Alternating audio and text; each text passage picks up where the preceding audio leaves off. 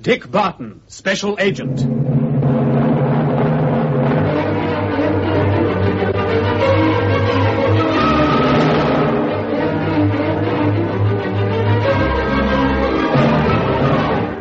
Dick Barton, with an old wartime colleague, Snowey White, is on holiday at Grandley, a small village on the Devonshire coast. You know, Snowey, whoever called this a golf ball is lying in his teeth. I don't know why you play the game. Honest, I don't, sir. Well, there's something about the game that gets you. Not on this course, though. There's your ball, in that ridge. Hell, it's unplayable. And this is supposed to be the fairway. I shall pick it up, Snowey, drop it over my left shoulder, and play it as though nothing had happened, without forfeiting a stroke. You can pick it up and take it home for me, sir. You know, Snowey, you must drop this sir business. We're not Captain and Sergeant now. Sorry, sir. I can't get used to calling you nothing else. Not now, not after 6 years. Oh, well. There. Well, where's the ball gone now? Over your left shoulder and down a rabbit hole. Here you are. Now, have another go. Here, better still, look, you turn your back and I'll place it for you. Comes to the same thing, and it saves a lot of time. There.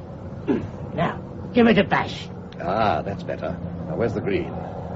Now then, pass me my brassy. Mm-hmm. No, not that one there. Thanks. My favourite club, brassy. Now, watch this. I'm watching.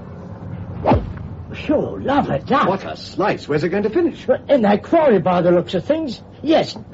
Reckon you've just about had that one, sir. No fear. I've already lost 2 balls on this apology for a course. We're going to find that one if we have to climb the entire Devonshire coastline for it. Come on. Oh, well. We're out in the fresh air, I suppose. Tell me, Snowey, I haven't had much chance to speak to you since you got down here last night. How are you settling down? I'm not. I tried 4 jobs since we was demobbed and can't somehow seem to settle down to any of them. What are you working at now? I'm not. I had a slight difference of opinion with the foreman last Wednesday. We had words. So you're out of a job? That's right, sir. Your suggestion that I should come and spend a few days' holiday with you down here at Grandley just came at the right time. Good. And what about yourself, sir? Well, I'd saved quite a bit of money, and I thought I'd just please myself and enjoy life for a time, so I did. And what about your old job? Well, I was with the International Construction Corporation just before the war, and they were prepared to wait until I was ready to come back, but it's a desk job in London. I should go scatty now. But I've been thinking, you and I might start up together in business, a garage or something. That's what I really wanted to get you down here for. Well, I'm game for having a bash at anything with you, sir. You know that. The Barton Wide Garages Limited. Sounds well, doesn't it? Not bad. But don't let's stop down here for heaven's sake. Let's start up somewhere where there's some houses and a few bright lights. Oh, too much fresh air down here. It isn't healthy. Now, I'd rather be up in that plane, a bit of excitement. Me too, Snowey.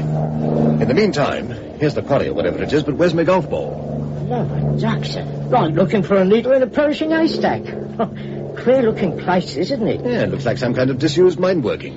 What? Right by the sea? Well, that's what it looks like. Let's climb down, see if there's any sign of that ball. Right. Weird-looking place, isn't it? Oh, it gives you the creeps somehow. Look at that blooming great hole. Oh, yeah, in the side of that cliff. You don't call them holes, man. It's a cave. Yeah, well, if there was 50 golf balls here, you wouldn't be able to find them. It's too dark. Come on, let's have a look round. Follow my track. It's a bit tricky. You got a torch? Now, do I look as though I've got a torch? I came out to play golf. Now, what I mean is, you won't be able to see very much inside there without one. Yeah, what was that? What? Well, I thought I heard a sort of echoey noise from this cave. Imagination. No, I don't think so. I think that... Just a minute, Snowey. Listen. There's somebody running out of the cave. Well, he's got a torch. I can see it bobbing about. Here he comes. All right, old chap, hang on. What's the trouble? Oh, dear, what a frightful thing to have happened, poor Desmond. What's the matter? Hang on a minute, chum. Get your breath back. I'm Professor Earnshaw. My friend Desmond and I were searching for fossils when he slipped and cut his head terribly badly. The blood made me feel quite faint. What have you done, left him to bleed to death?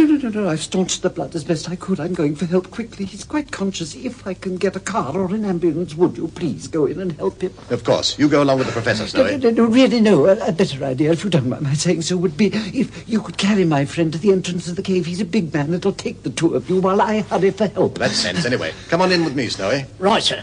You carry on, Professor. Yes. Lend us your torch, will you? Yes, of course. There you are. Thank you so much. You'll find him about 100 yards into the cave. I'll hurry along now. Oh, dear. Poor Desmond. Come on, Snowey. See you later, Professor. Queer old bird. Yes.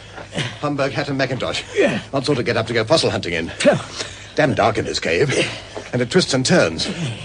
Hey. Hello? Desmond? Where are you? Okay, old boy. Coming. There's his torch. Look, down there. We'll be with you in a jiffy, old chap. Mate, from my torch. Here, through this iron door. Iron door? Oh, yes. This is a sort of strong room. Who is it? Someone to give you a hand, old man. Don't worry. Did you get that swine? Eh? Swine? Who? That man, didn't see his face. Got a black Homburg hat and a Macintosh, saw that. Oh, your friend the professor. Yes, we saw him. No friend of mine, he's just stabbed me on the side. What? Look, shine your torch. Why, good God. Love a duck, sir. That's a nasty do. Look, Snowy, you look after this chappie as best you can. I'll get on after the professor. Oh, just a minute. I know your voice. Come back here, let's take a look at you. Why? What is it? Yes, aren't you Barton? You were in 20 Commando once. That's right. Why, you're low, Jimmy, low, aren't you? You were in military intelligence. Excuse me, sir. This chap's in a bad way, whoever he is. We want an ambulance. And I don't think that their professor's gone for one. Yes, okay, Snowy. Would you mind dashing off any conveyance you can get hold of? Anything, with some assistance. A couple of strong men. Yes, sir. Sure you'll be all right, sir? Yes, but you keep a sharp lookout for that Professor Bird. I will, sir. Back as quick as I can. Good man. Here, take my torch. Hurry. You betcha. Won't be long. Now then, let's take another look at you, old man. Look, Barton, you see that huge iron door there? Yes, this is a sort of strong room. But don't talk, old son. Keep quiet while I try and staunch the blood. Oh, that fellow knew where to stab, and how. Now, listen to me, Barton. You must listen. But first, shine the torch all round this place. It's gone all right. What's gone? I'll tell you in a minute. There's not much time, but you must help. Of course I'll help. You know that. Good. Now then, I'm working for the War House, MO13. We had a secret weapon. Top secret. We had a beauty. A real horror of a weapon, Barton. No kidding. A real horror. Hid it in this strong room. Cut it into the rock. Until it could be handed over to the United Nations, you see. I see, yes. The guards here were doubled recently because the date of handing over the weapon was drawing near. My boss, Colonel Gardner, head of MO13, had a hunch somebody might try to get hold of the thing. So he sent me down to check up. When I got here, no guards. Nobody here. I got as far as the iron door. It was open. And someone knifed me in the side. What do you want me to do? I'm losing blood fast. You must get away quickly to London. See Colonel Gardner, War Office. Tell him what you know. I've had it, Barton. Look, where's the torch? Let's see if I can get you out of this place and into the open air. Barton, look! The door! The iron door, it's moving! Hey, what? What do you say? What the... Don't let it shut, Barton! Don't let it shut! Hell! How do we get out now? We don't, Barton. There's a self-locking door. It only opens from outside. Oh, phew. What a nasty mess to be in. Still, Snowy White won't be too long away, I hope. Unless... Yes, unless. I'm afraid, Barton, that your friend Snowy White has probably stopped a packet. That fellow wouldn't let him go for help. Well, that's that then. Oh, sorry about this. Oh, forget it. Hello, what was that? What? Thought I heard something. Listen. I think our friend's come back. Yes, listen. Somebody's trying to open the door. Wait till he comes right into the room, right up to us. I'll give him Professor. I'll bash his Homburg hat over his eyes.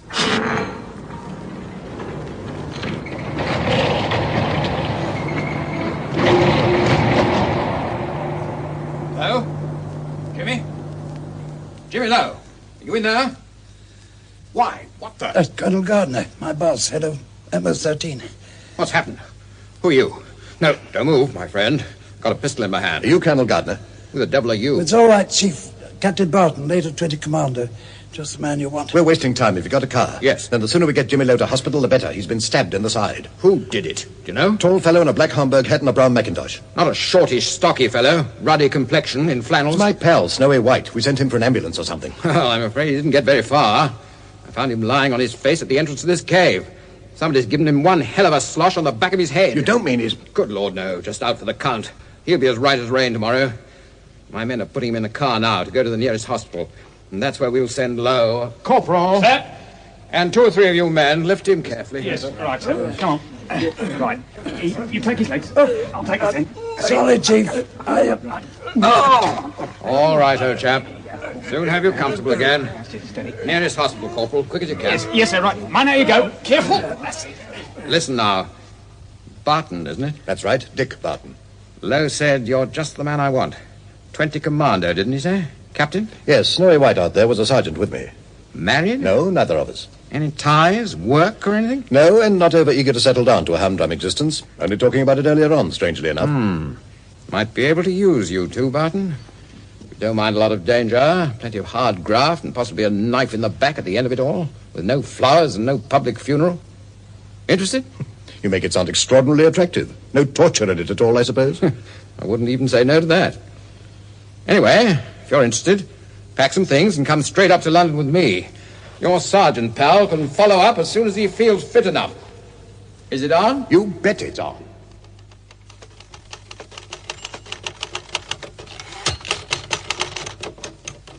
Thank you, Miss Hunter. You've got all that? Yes, Colonel Gardner. Well, now, Barton, you've met my personal assistant, Jean Hunter. We've not been introduced. Well, that'll come later. This is urgent. You've heard what Sir Archie Wrangle's just been telling us, that not only have they pinched the secret weapon, but they've also kidnapped the scientist who worked on it with Sir Archie. I can hardly believe that my colleague, James Thurgood, would have joined Wilhelm Kramer of his own free will. Wilhelm Kramer? Head of the gang. And he means to hold the civilized world to ransom with this weapon. Ah, yes, but he can't. Oh?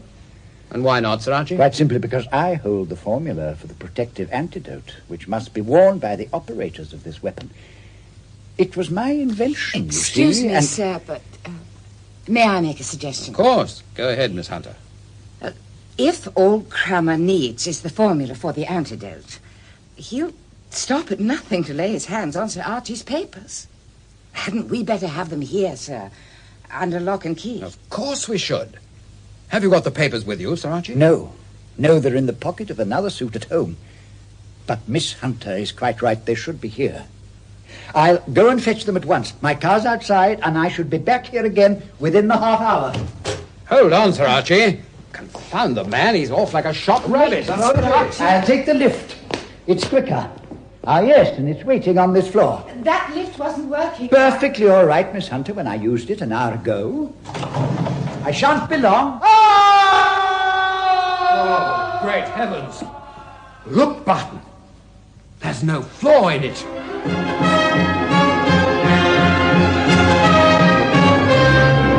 Has Wilhelm Kramer set this trap? Will he get the vital papers? Can he work the secret weapon?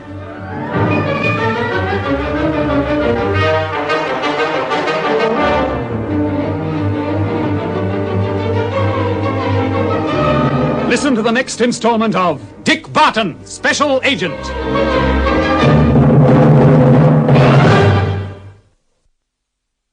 Dick Barton, Special Agent.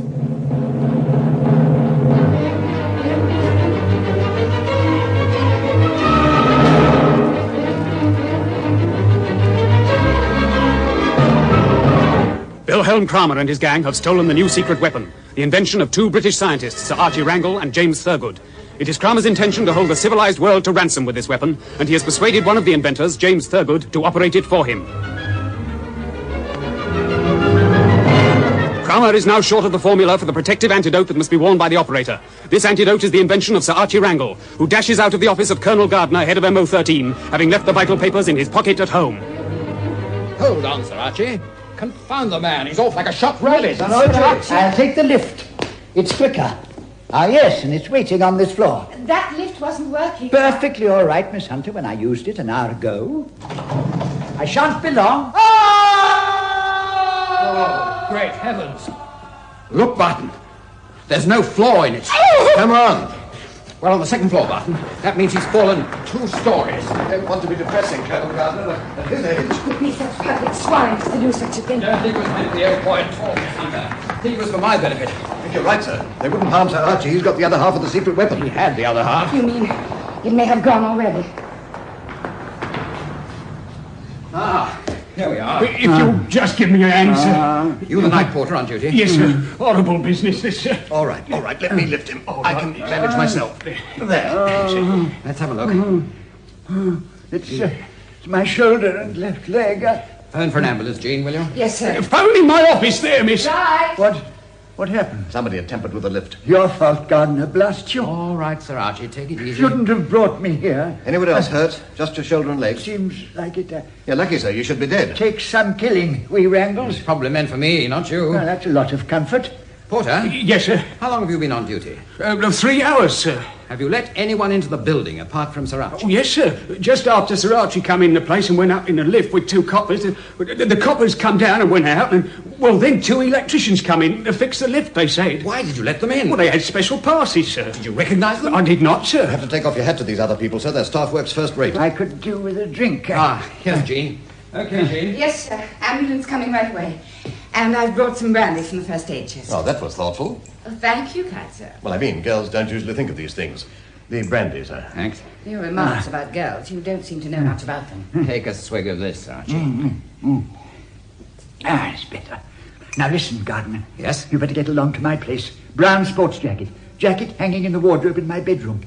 Inside pocket, you'll find a blue envelope. That's what you want. Better lock it up somewhere safe. Why not destroy that darn thing? Because you may need it one day. If these people should find any way of working that weapon, which God forbid, then you'll need the formula in that blue envelope. The sooner we get hold of it, then the better. I don't feel comfortable while it's lying in that empty house. So, listen, Jean. I want you to stay with Sir Archie. Colonel Gardner, I am your assistant, surely. Of course. And so you obey orders. Yes, sir. Not the sort of work for a woman, this. There are times, Captain Barton, when you appear to be an extremely irritating person. This is one of them. Listen, Jean. Ring up the barracks, get a guard, take them with you in the ambulance to the hospital, and arrange for them to stay on guard over Sir Archie all night. Arrange with the barracks for the guard to be changed night and morning. What the devil is All right, Sir Archie. You're not a prisoner. Sounds devilish like it. I'm not taking any chances. They've got the weapon, and your colleague, James Thurgood. The only thing missing now is your formula. And the best way for them to get hold of that is to get hold of you. You got all that, Jean? Yes, sir.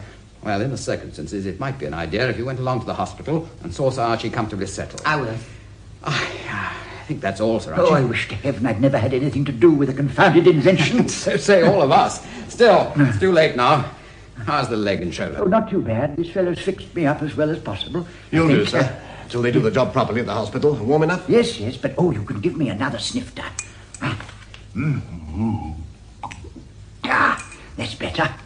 I think I'll keep this by me, just in case I feel faint. Right, Barton. We'll be on our way if you're ready. I'm ready. And when we've collected this thing and put it safely away... Oh, just a sec. What?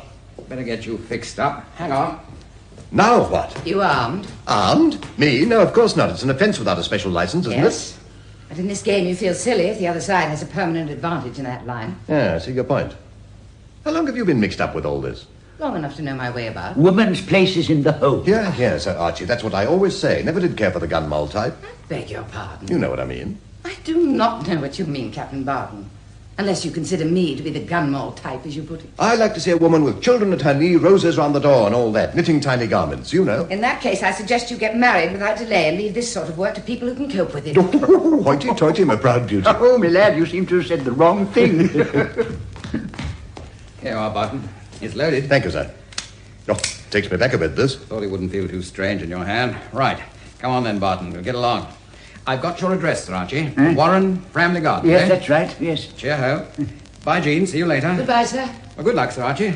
I'll pop into the hospital and see you tomorrow. Well, don't bring me any flowers. I loathe them. My car's standing by, Barton. Okay, sir. Framley Gardens, Carter. You know the way. Yes, sir. Sir Archie Wrangle's place.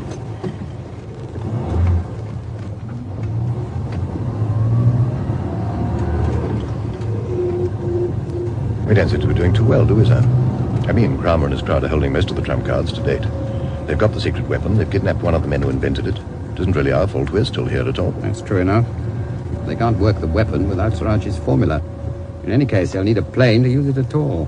What do you think they'll do, then? Well, obviously their first job, assuming that James Thurgood is prepared to work with them, will be to get hold of either Sir Archie or his formula.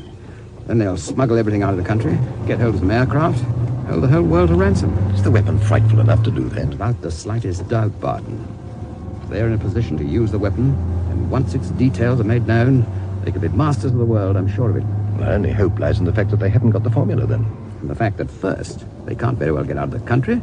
And second, we don't know for certain that James Thurgood is going to be on their side.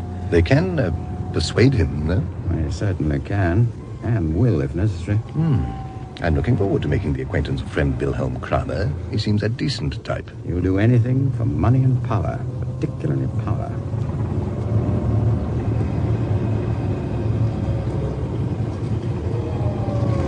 And you really think that if Kramer gets hold of this weapon and can operate it, then he's sitting pretty? Once the public know about it, yes. He could make his own terms. It must be a pretty bright sort of weapon. To get some idea, think over all you know about mustard gas, lewisite, and phosgene. Add a touch of leprosy, multiply all that a few times, and you have a remote suspicion of the cumulative effects of this weapon on the human frame. But surely a gas like that would prove difficult to put into action. That's the whole point, Barton. That's the devilish ingenuity of the thing. It's not a gas at all. All those effects are caused by a ray from a machine which can be operated by one man. The whole thing is a sort of byproduct of atomic research. Oh, well, thank heavens Kramer's still short of part of the thing. We hope. You think they may be already on the trail? If I were Kramer, and I was short of the one vital link, I'd send someone along to Wrangle's house in the hope that the old boy might have done precisely what he did do, left the darn thing behind. If James Thurgood has talked, then Kramer will know what to look for. In that case, the sooner we get to Family Gardens, the better. No, shan't be long. And, Barton. Yes? If it should be necessary to shoot, then make sure you do it for the other fellow. You've got past the kid glove stage in this affair. Mind you, I understand from what old Wrangle said that Kramer already has sufficient information to operate the weapon if James Thurgood will help him. Yes, he has, but only at the expense of the operator's sight. Oh, yes, it attacks the eyes first, I remember. And however fanatical Thurgood may be, I can't see him deliberately blinding himself just to help Kramer out of a hole. No, as you say, everything depends on Sir Archie's formula.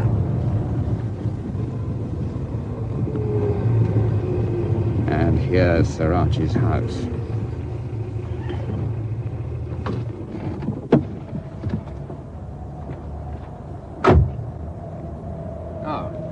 Duty. Constable? Yes, sir. Everything quiet here since Sir Archie left? Who might you be, sir? I want to know. Take a look at this. Oh, sorry, sir. Can't be too careful, you know. That's all right. No suspicious characters around? I see nobody, sir. All as peaceful as a marriage feast, you might say. You the only man on duty? No, sir. There's another chap patrolling round the back. Isn't there anyone living in the house? Did Sir Archie live alone? No, he had a housekeeper. She wouldn't stay in the place on her own, though. Said it gave her the creeps or something. Don't know what you meant. There ain't nobody in the place now, anyway, sir. It looks pretty dark and gloomy. No lights, sir. Well, I think the housekeeper must have switched them off at the main before she left. Got a torch with you, Barton? No. Lend me your torch, officer, will you, please? Got a bit of searching to do. Certainly, sir. Here you are. Watch the switch. It's a bit of a faulty contact. It's all right when you've got the knack. Thanks. Well, come on, Barton. If we're not out in 10 minutes, officer, come in after us with your pal, will you? Yes, sir. Come on, then. Oh, Constable, tell my driver he can park the car over there. Very good, sir. Certainly is a gloomy-looking place. It's an oldish house. Hey, just a minute. What the... Oh, hello, officer. Just seen your pal at the gate. Yeah. Take a look at this. Oh, sorry, sir. Carry on. I've asked him to give us 10 minutes in there, and if we're not out, to come in after us. Right, sir. Everything's quiet enough, though, sir. Oh, good. Door's not locked, is it? No, sir. You don't know where the electric main switch is, do you? I don't, sir. Haven't been in the place. Don't fancy it much from what I've heard. Oh, why? Well, old Wrangle was a scientist, you know. There's all sorts of queer things in that laboratory of his. So they tell me, sir. So who tells you? Oh, local gossip, you know. This is my beat, sir, round here. Doesn't do to pay too much attention to that. Come on, Barton. Give us 10 minutes, officer. Yes, sir.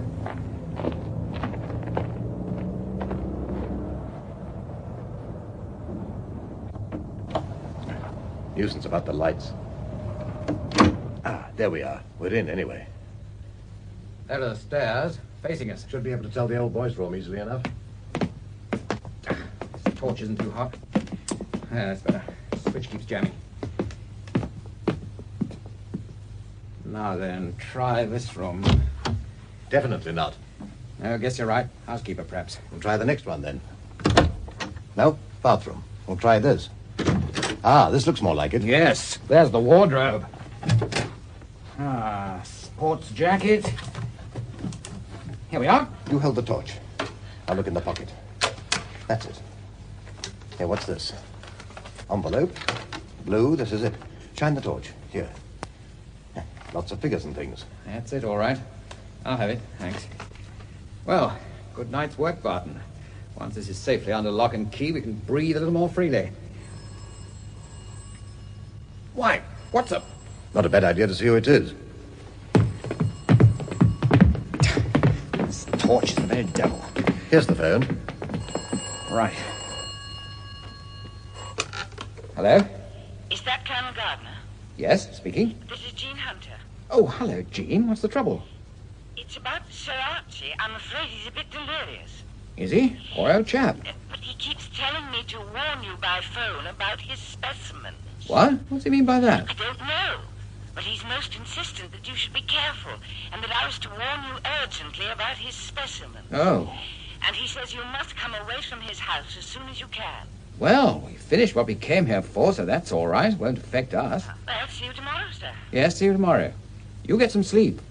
Guard okay? Yes, everything's under control. Good. Night, Jean. Good night, sir. Jean Hunter. The old boy isn't too good. Bit delirious. Sorry about that. Thought he seemed too perky after that fall. Keeps on telling Jean to warn us about his specimens, whatever that may mean. Specimens? Of what? She doesn't know. He's most insistent that we should be careful, so she rang to warn us. Oh, good of her, but I wish I knew what she was warning us about. Doesn't matter much in view of the fact that we're leaving anyway. Darn this torch. What on earth? It came from that room, sir. Shine the torch. I'm trying to. Unauthorized visitors, eh? Have a gun ready. Come on. Watch out. Maybe a trick. I'll fling the door open. Take it off me! Take it off! Shine the torch, sir. It won't work. Listen. Listen, sir. There's something alive. Coming this way.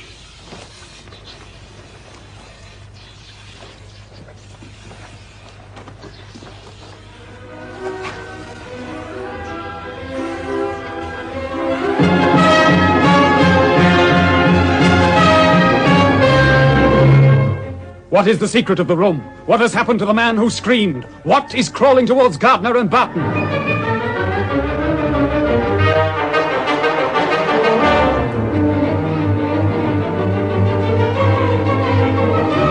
Listen to the next installment of Dick Barton, Special Agent.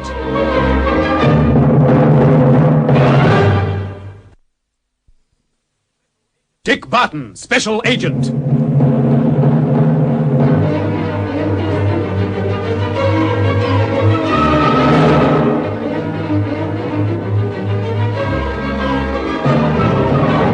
Wilhelm Kramer and his gang have captured the secret weapon, also one of the two scientists who invented it. But Kramer is still short of some vital information before he can operate it. Colonel Gardner, head of MO13, and Dick Barton are searching for this information in the dark at the other scientist's house, have found the papers, and are about to leave when suddenly... Help! Take it off me! Take it off! Shine the torch, sir. It won't work. Listen. Listen, sir, there's something alive. Coming this way. Now blast the torch.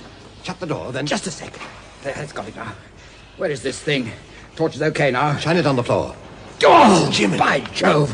Quick, Barton, quick. Okay. Hold the torch steady on its eyes. Got it. Keep well back. Make sure. Yes. Oh, what a beastly mess. Listen a minute. Are there any more about? Can't hear anything else. Just a minute. Good heavens, Barton. The room is full of glass cases, look. And every case has got live... Oh, what are they? Looks like some species of spider to me. Never saw any spiders like this before. Look at the size of the one I shot. Wonder why it was sliding across the floor to us. Should have thought it would have run at us. Damaged, maybe, when our friend knocked over its case. Yes, look at its legs. But what about our friend? Let's take a look at him. He's not dead.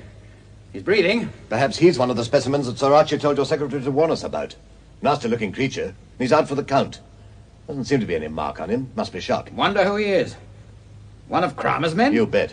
Well, let's get into a doctor. He's too useful to leave lying about. May be able to help us a lot. He's the first real clue we found. Right. If you'll help me with the sleeping beauty here, you take his legs. Okay. Lift. Outside with him. And let's shut the damn door. Colonel Gardner, is that you, sir? We heard a shot. Everything's all right, Constable. Give me a hand with this man to my car, will you? We've got a friend of yours here. What have you got there, Captain Barton? A corpse? Snowy White, you back? You betcha. Wouldn't miss out on this. How's the head? Oh, that's all right now, sir. Just like to meet the bloke that did it, that's all. Is this more trouble? Oh, we're onto something, I think. And you left me out of it. I'm sorry, Snowy, but you'd had that nasty smack on the bean. You weren't really fit for action. But I am now, sir. Like old times all over again, isn't it, sir? Reckon we're lucky, you and I, getting into this racket. Reckon we are, Snowy. Well, what's the setup now? Well, the other side seems to have scored most of the points up to now. A fellow called Kramer's the leader of the opposition. Any idea where he hangs out? No, but that fellow we've just captured in this house may be one of Kramer's crowd. Put him in a car.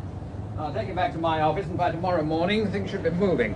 Barton, you and your friend get some shut-eye and be at my place by 10. Right, sir, and at 10 tomorrow morning we move over to the attack. You took the words out of my mouth. Well, good night. Good night. Good night, sir. And don't dream of spiders.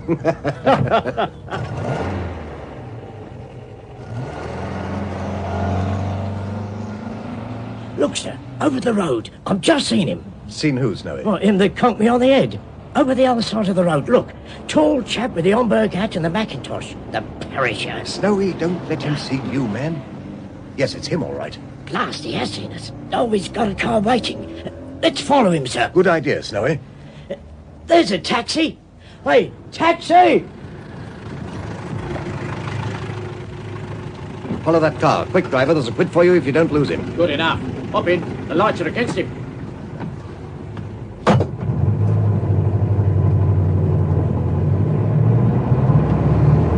He's away already. Lights have changed. Step on it. Don't worry, sir. We'll keep on his tail. Looks like he's heading for the river. Got a pencil, Snowy? Uh-huh. I'll drop a note to Colonel Gardner in case anything goes wrong. You watch the chase. We're doing fine, sir. Tailing him nicely. Good. Now, dear Colonel, on the track of man in Homburg hat who knifed Jimmy What happened to Lowe, Snowy? I'm afraid he's at it, sir. He's still in hospital. Oh, poor chap. Leaving taxi driver with this note for you. We left taxi at... He's stopping, sir. What, already? Blimey, that was quick. He hopped off and the car's gone on. I probably hopes we'll follow the car. Hold it, driver. Right, sir. Think he dodged through that doorway over there, sir. That warehouse? Yeah. Probably hoping to give us the slip. Here, driver, wait for 10 minutes. If we don't come out of that doorway by then, take this note as quick as you can to Colonel Gardner, War Office. I'll finish the note. What's the name of the warehouse? It's written up Aspinall's Tea Warehouse. Tea Warehouse. Here's the note, driver. Okay, sir. I know the place. I'll bring him back here if you don't come out. Good man. Give us 10 minutes. And don't forget, driver, Colonel Gardner, War Office. I won't forget, sir. Good lad. We'll see you don't regret it. Come on, Snowy. With you, sir. Colonel Gardner, War Office. What a blooming note. What a pair of suckers. Took the bait as easy as kiss your hand. Sid, Hello, Professor. switch off the engine. They've gone in, have they? Well, they have. And it worked like a charm. They even give me a quid to take a note to Colonel Gardner. Nice work, Sid, nice work. Beat it. Now, go on, beat it. Yeah. The leader will attend to Mr. Barton and his friend in the leader's own inimitable way. Well, all I can say is, heaven help 'em, Professor, if they're left to his tender mercies. Keep your eyes open, Snowy. Yeah. Big place, sir, isn't it? Yeah. Nobody about there. What did you say the name was?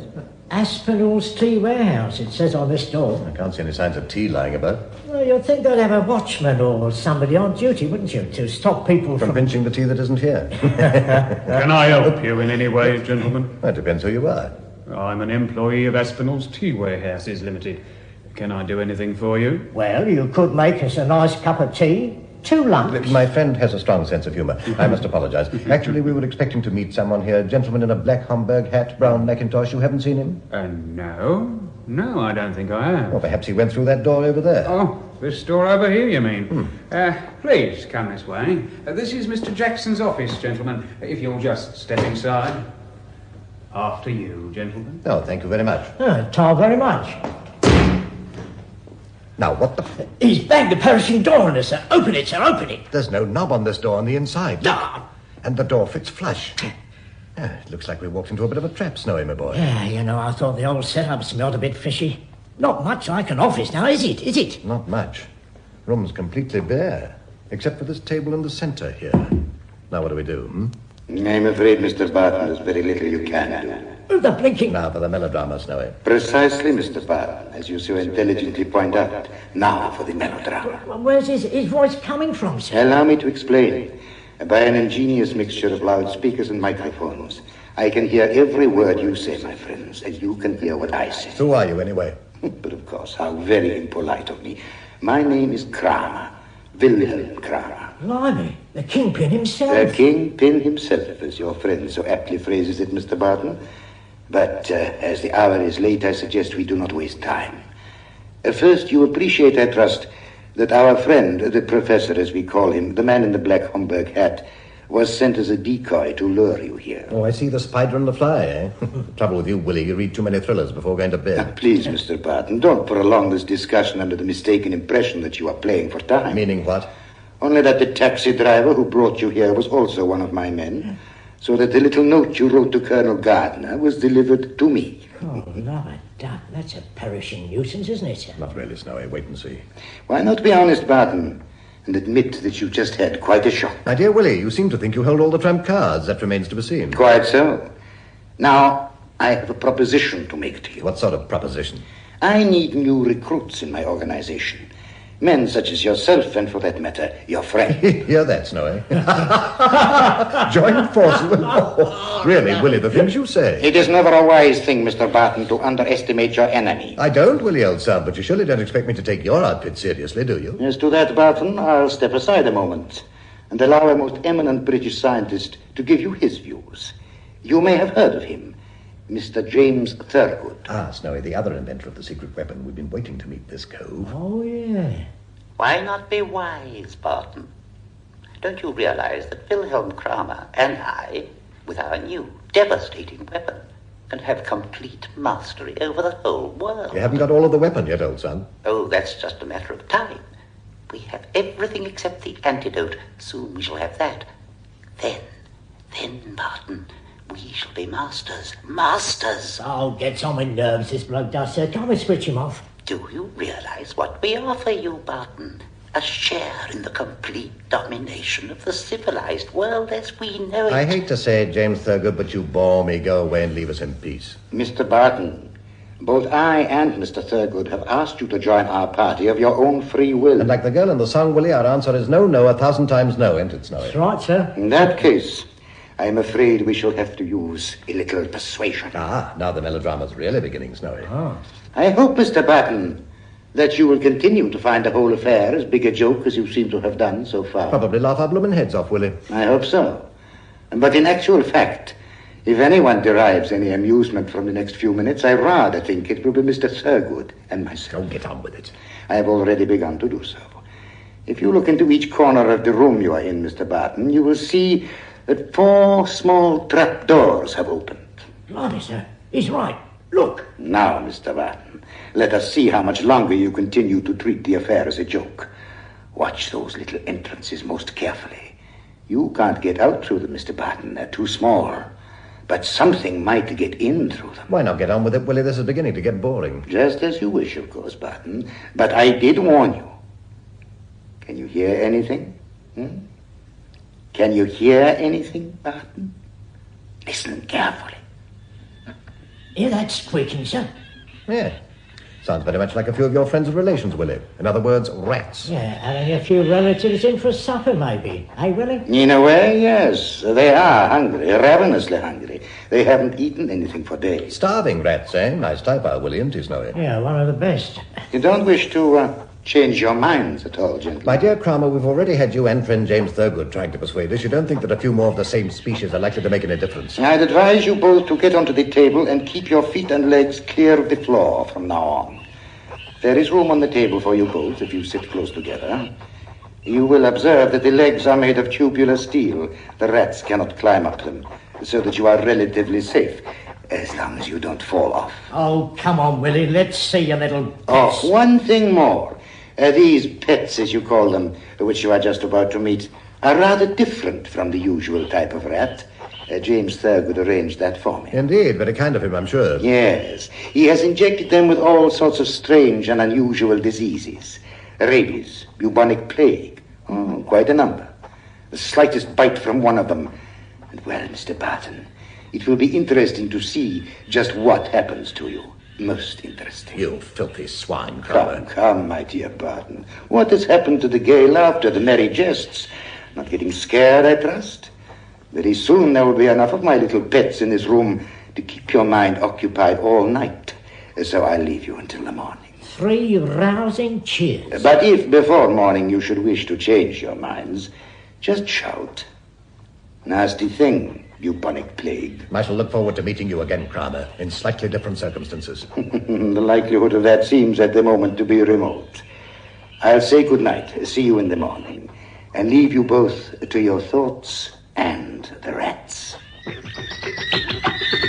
Oh, Jock, sir, here they come. I want to this table. Quick! Right beside you, Snowey. They kind of look hungry, don't they?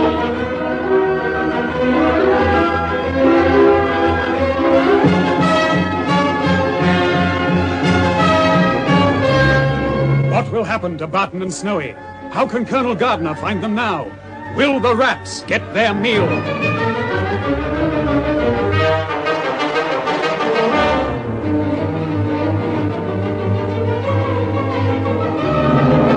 Listen to the next installment of Dick Barton, Special Agent.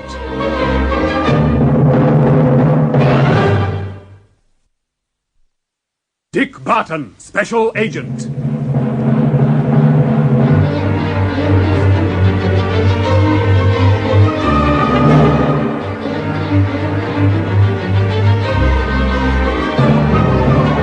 Wilhelm Kramer and his gang have captured the secret weapon. They have also captured one of the 2 British scientists who invented it. But Kramer is still short of certain vital information before he can operate it.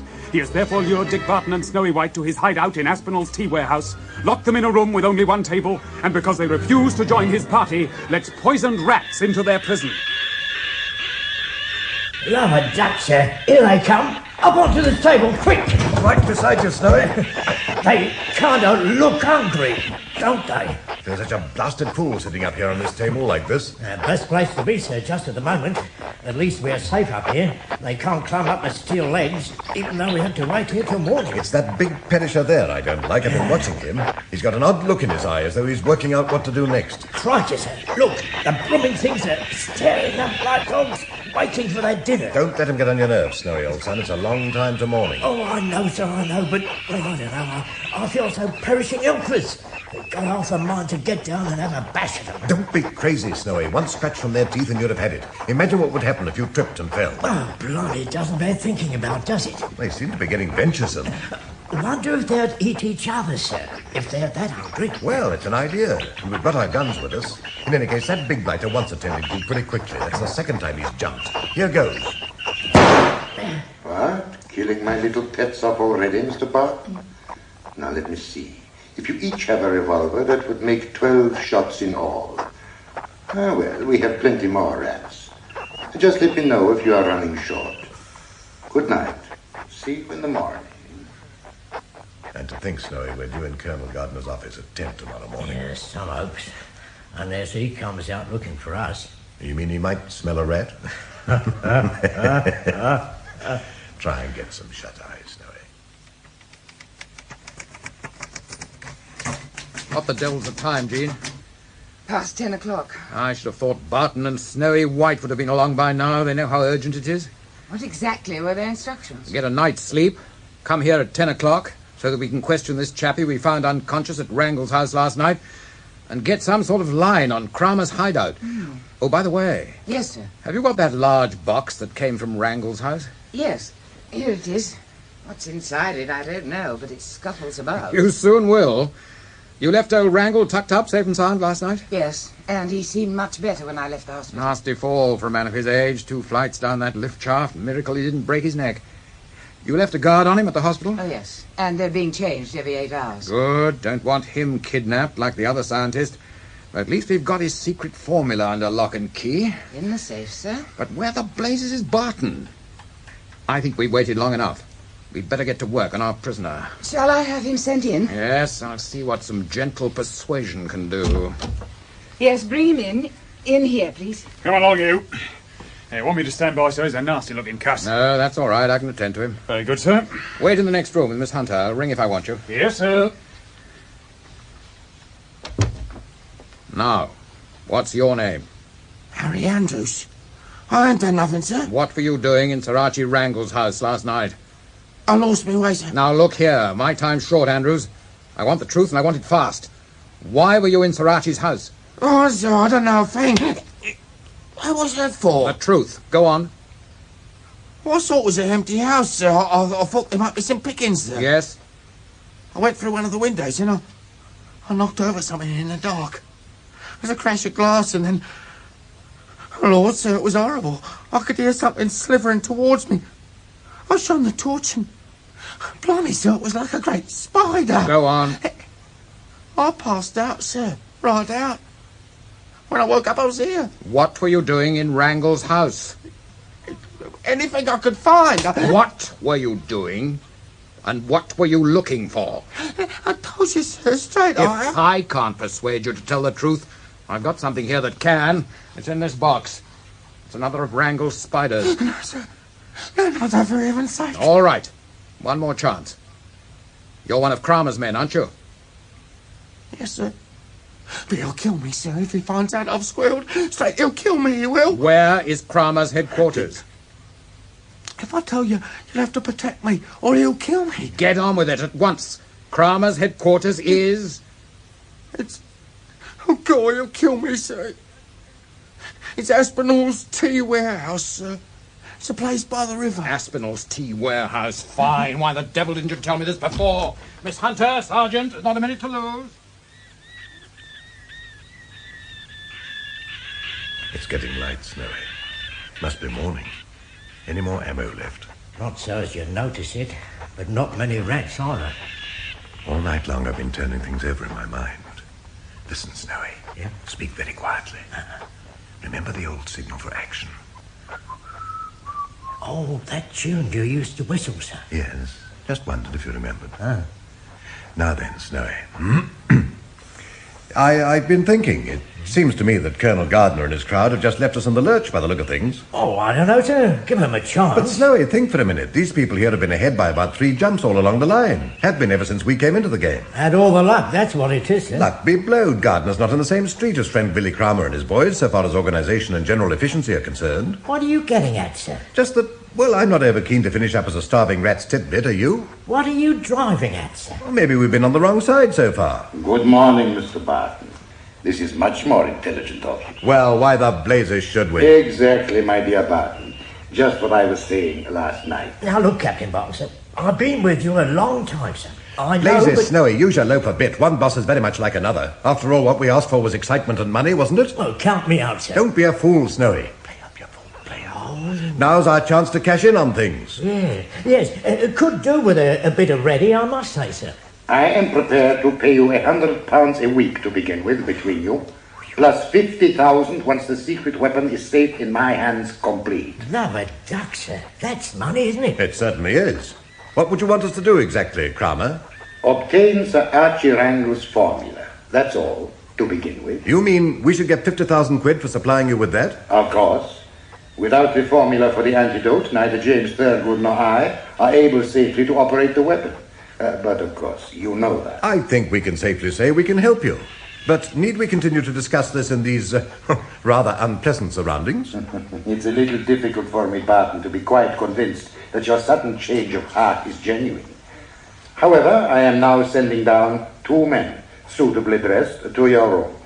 One of them to look after what remains of the rats, the other to keep you both covered. You understand? Yes. If you should try any funny tricks, well, both my men will be thoroughly protected from the rats, whereas you will be unprotected. That alone places you at a distinct disadvantage. You're telling us. And when all the rats are caged, my 2 men will bring you along to my room upstairs. Here come the men now. Cheery little tune, that, sir. Ah, the rat catchers. Ah, good morning, comrades. Blimey. Oh, talk about 2 Frankensteins. Well, they're certainly dressed up to the nines. All right, stay where you are, the pair of you. I'm watching you both. No funny business. Don't get scared, Hubert. We know when we're licked. My name happens to be Hans. Oh, bad luck, mate. Get these animals in their cages quick as you can, Sid. Yeah, won't take a minute. God, lovely ducks. Look at the way they bite at those cages. Imagine being on the floor with that blood all over you. Rats is all right when you know how to handle them, and provided you're covered up proper. Yes, unfortunately, we ain't covered proper. Yes, you are. Covered by me. Sorry. So keep your mouth shut. There you are. It's a lot. Don't take half a minute. Rats is all right when you know how to handle them. Well, you said that before. And I'll say it again. Rats is all right when you know how to... All right. Now, you can get down off that table, you two. Oh, thank heavens. God, last time I ever sit on a table, this is. My mother always used to say it was bad luck. Blimey, how right she was. Now, no funny business while I open this door. Right, Snowy, now! Look out! Good! Nice work! Oh, no, you don't! Me blast you! Okay, sir. Sure he missed. You idiotic! What chance do you think you've got? My men are Not now, then, not! Right, you! Oh, nice work, sir. How are you? Mind you pull that cage of rats! Quick, sir. Quick, the door! With you, Snowy, quick! Nice work. We're outside. Oh, that big bloke knocked over that cage of rats. Yes, he was lying on the floor with his helmet off. Looks like the rats are going to get their breakfast after all. Come on, Snowy. That's the door over there. We came through when we first arrived last night. Attention all personnel. Plan 2 comes into operation at once. All personnel, this is the leader speaking. Put Plan 2 into operation at once. What the devil is Plan 2, sir? Blessed if I know, but I don't feel like staying here to find out. Come on. With you, sir? No, wait a tick, Snowy. It's plain madness to dash across this open warehouse. It's too exposed. There's no cover. But there's the entrance over there. Let's make a dash. Don't be a twerp, Snowy. Here, follow me. Don't make too much of a clatter. Keep to the walls. Seems a devil of a way, doesn't it, sir? Just from here to that there entrance. So far, so good. I expected a few revolver shots before now. Seem to have forgotten about us, don't they? Don't speak too soon. This is the worst bit. Now, Snowy, we've got to cover this last 10 or 15 yards in the open. If there's anyone waiting back there with a gun, well, this is going to be a glorious opportunity to pick us off. Now, Snowy. Yes, sir? When I say right, you make a dash for it. Keep zigzagging all over the place. Make yourself a more difficult target. What about you, sir? No good both of us running together. They'll be bound to hit one of us. I'll follow as soon as you've got across. Are you ready? Yes, sir. Give me the word. Get ready and try to imagine you're running in the Olympic Games. Good luck, Snowy. Now then, right! Do it, Snowy. Good man. He's made it. Okay, sir. Oh, good old Snowy. Nothing like giving the other side fair warning. Well, my turn now. Here goes.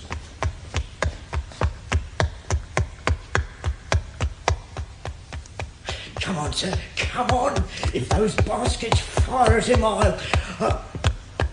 Oh, nice work, sir. An anticlimax, that, Snowy. Not a single shot. I wonder why. I can't make it out, sir. They seem to have lost interest in us all of a sudden. Well, don't let's hang about. Keep running and get away from this blasted warehouse just as fast as we can. Oh, here we are, Jean. Is the 10 minutes almost up? Very nearly, sir. About half a minute to go. Everything in order, Inspector? Yes, sir. All the men have been told. 3 long blasts on the police whistle and we move into the attack. Splendid. Good luck, and don't shoot unless you have to. Right, sir. Oh, that was the trouble here. There's a couple of men running like blazes up that street, sir. The devil there is. Well, they've got to come past us. Shall we stop them? Here they come, sir. Right, great Scott! Mr. Barton. Yes, and that friend of his. All right, you two. All right, take it easy. Listen, Constable, it's urgent. All right, Barton, get your breath. Well, I'm hanged. Nice work, sir. I don't know how you got onto our track, but have you got any reinforcements? Yes, plenty. You just come from Aspinall's warehouse? How do you know? Too long a story to tell you now, but we got the whole place surrounded. Just a job, sir. Let's have a bash at them. Surrounded, sir. Have you? On all sides except the river. You've got no guard on the river? No, why? Do you think? I don't know. Only I heard Kramer telling all his men to put a Plan 2 into operation forthwith. I wonder whether they might have got wind of your movements. Good reason for giving a signal at once and start moving. Here goes, anyway.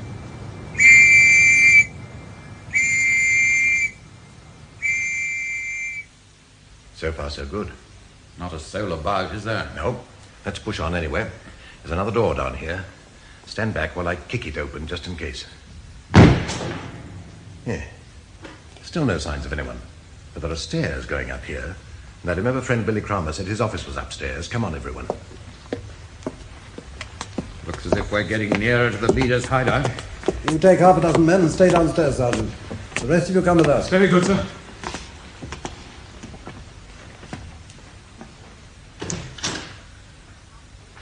carpets in this room, look. Oh, yes, quite palatial. This is Kramer's room, all right. There's his microphone. Yes, but where's the leader? Looks like it's opposite, sir. Colonel Gardner! Hello, what's that? Yes? We're up here. What is it? They've gone, sir. At the bottom of the other stairs, there's a proper little dandy stage.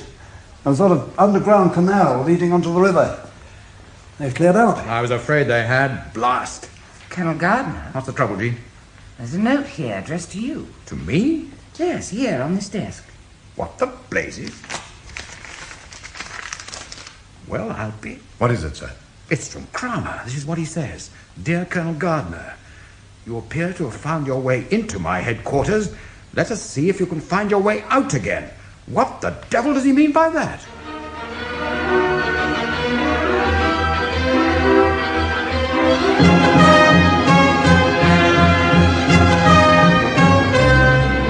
What is the meaning of Kramer's message?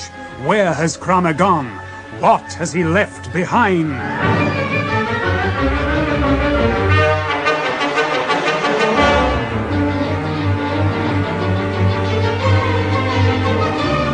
Listen to the next installment of Dick Barton, Special Agent.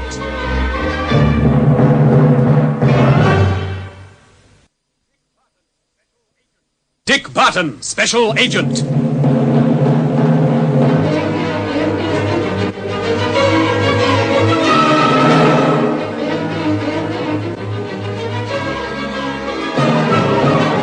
With the help of Dick Barton and Snowy White, Colonel Gardner, head of MO13, has tracked down Wilhelm Kramer and his gang to a deserted tea warehouse backing on the River Thames. Colonel Gardner and his personal assistant, Gene Hunter, with a strong force of police, attack. But Kramer has escaped to the river by a secret waterway. Upstairs in Kramer's office, Gene finds something lying on Kramer's desk. Colonel Gardner, What's the trouble, Jean? there's a note here addressed to you. To me? Yes. Here on this desk. What the blazes? Well, I'll be... What is it, sir? It's from Kramer. This is what he says. Dear Colonel Gardner, you appear to have found your way into my headquarters. Let us see whether you can find your way out again. What the devil does he mean by that? It sounds as though he's left a little surprise packet behind for us. Yeah, knowing friend Willie, nothing would surprise me, sir. Thing to do is to get out of the place as soon as we can. Might be some papers here worth taking with us, shall we? Hello?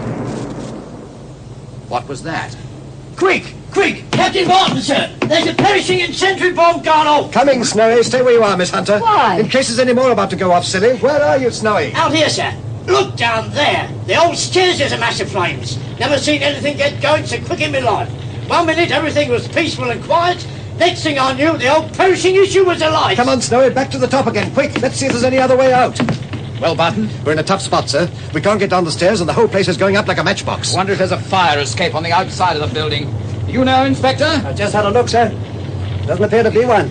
Well, let's have a look at the stairs again. Great heavens, we shouldn't stand a chance down there. Perhaps if we wrapped something round our mouths, it might be possible just down there. Get back, Jean. Don't step on that stair. Come back here. What do you think you're doing? Blazes! There's the stairway gone. Starting to be a bit rough, Miss Hunter. It's all right. Thanks. Well, unless we make a move. Only one thing. Oh, curse the smoke. Let's have a look at the windows. This one's no good, sir. No thought as much. See? Looks out on the street. But there should be a squad of police out there. Yes, that's Hillary Street. If they could get a sheet or something. Inspector, give your men a shout and tell them to have a sheet ready. Hey! Sergeant! Sergeant Bradley! He's seeing you. Look, he's signalling. Shout, sir! Can only just hear you! We're trapped! Can't get down! Get a sheet! What's that? Get a sheet! He'll get it all right, sir. Yes, he's dashing over to the fire engines. Hope he gets a move on. Don't know about you people, but I'm getting a bit hot. This place certainly burns well. How do you feel, Jean? Oh, warmish. Nothing to worry about yet. They're bringing the rescue sheet. Here it comes, just the job. Shout when you're ready. Ready, sir! Okay, Jean.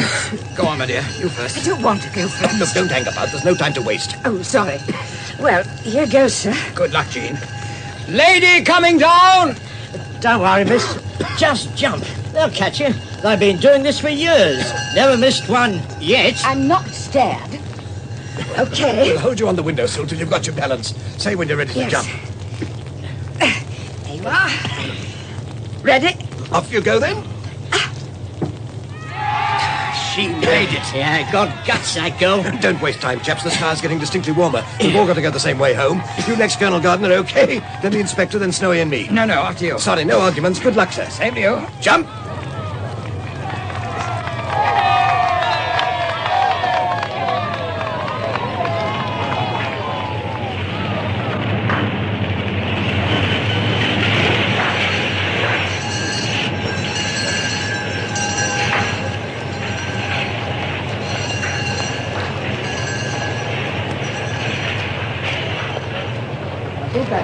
Keep back, please. Keep back. Colonel Gardner. Look, Jean. Here come Barton and his friend Snowey. That's the lot. We're all out now. Can't keep a couple of good blokes down, you know. Good work, Snowey. And you too, Barton. Here, you'd better each have some of this. As I live, brandy. Thanks a lot, Miss Hunter. My pleasure, Mr. Barton. Here, Snowey. No, after you, sir. Oh, that's the stuff. Snowey? Oh, tar, sir. Oh, that's better. Now, Colonel Gardner, to business. I told you I discovered that the other scientist, James Thurgood, is definitely in league with Kramer now, sir. I was afraid he might be from what Archie Wrangle told us. Yes, he tried to get us to join Kramer's outfit. Did he, by Jove? So I think we can forget the kidnap story. Now, what are we going to do about Kramer and his gang? I've already notified the river police. They put a cordon across the river, north and south of the warehouse. But it's probably too late. Now we'll go to my car and get back to the office. Surely Kramer will take things easy for a bit, sir. I don't know. He hasn't got that formula. He badly needs it before he can work the secret weapon. I wouldn't be surprised if... Excuse me, Colonel Gardner, sir. Yes, what is it, Inspector? There's an urgent trial radio call for you, sir. For me? Oh, well, I'll take it right away. Yes, Gardner speaking. Hello, sir. This is the sergeant in charge of the armed guard, sir. The guard you placed on Sir Archie Wrangle at the hospital, sir. Well, son, what is it? I've brought Sir Archie to your office, sir, at MO13. My office? In accordance with your instructions, sir. But I've given no instructions for Sir Archie to be moved from the hospital. Excuse me, sir, but I've got your written instructions here, sir. My written instructions? Yes, sir. Colonel Gardner. Yes, what is it, Miss Hunter? Ask to speak to Sir Archie. Good idea. Hello, you there? Yes, sir. I'd like to speak to Sir Archie, if I may. But he's still unconscious, sir. Jeannie says he's still unconscious. He wasn't unconscious when I left him at the hospital last night. Don't understand it. Something fishy. The sooner we get along there, the better. Look here. Pile into the car, everybody. We've got to get back to my office. Quick.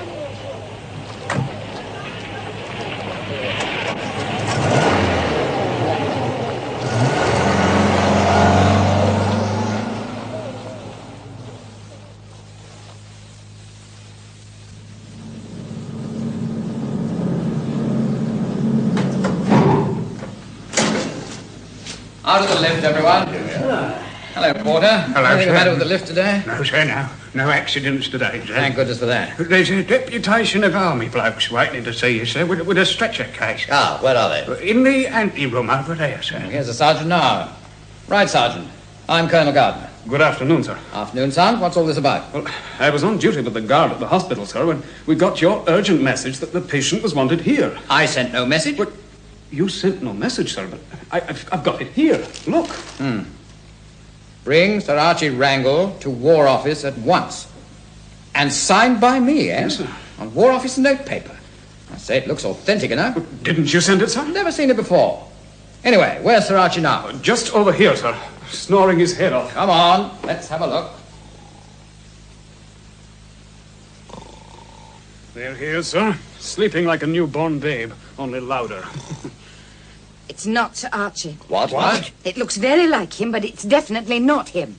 You sure, Miss Hunter? What do you mean, miss? Sir Archie smoked a lot of cigarettes. I noticed his hand. There were nicotine stains on the fingers. There aren't any on this man's. No. There were stains on Sir Archie's moustache, too. Look, this man's moustache is just grey. If it's a real moustache. Excuse me, sir. If the old boy's drugged, he won't feel a gentle tug on his whiskers, will he? There. Well, I'll be jiggered. It's come off. So, it's not Sir Archie, which means... That Kramer has got him. Ring up the hospital, Jean. See what you can find out. Right away, sir. Everything now depends on whether this Sir Archie can be made to talk, and I don't think it'll be difficult. No, wait a minute, Barton.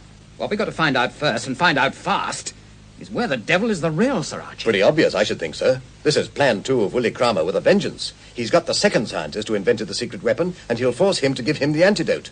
Once he's got that, nothing will stop Cramer, you'll see. Ah, Jean, what's happened to the hospital? The worst, I'm afraid, sir. They found the surgeon unconscious in a corner with a nasty head wound. Why hasn't this been reported before? They've only just discovered it.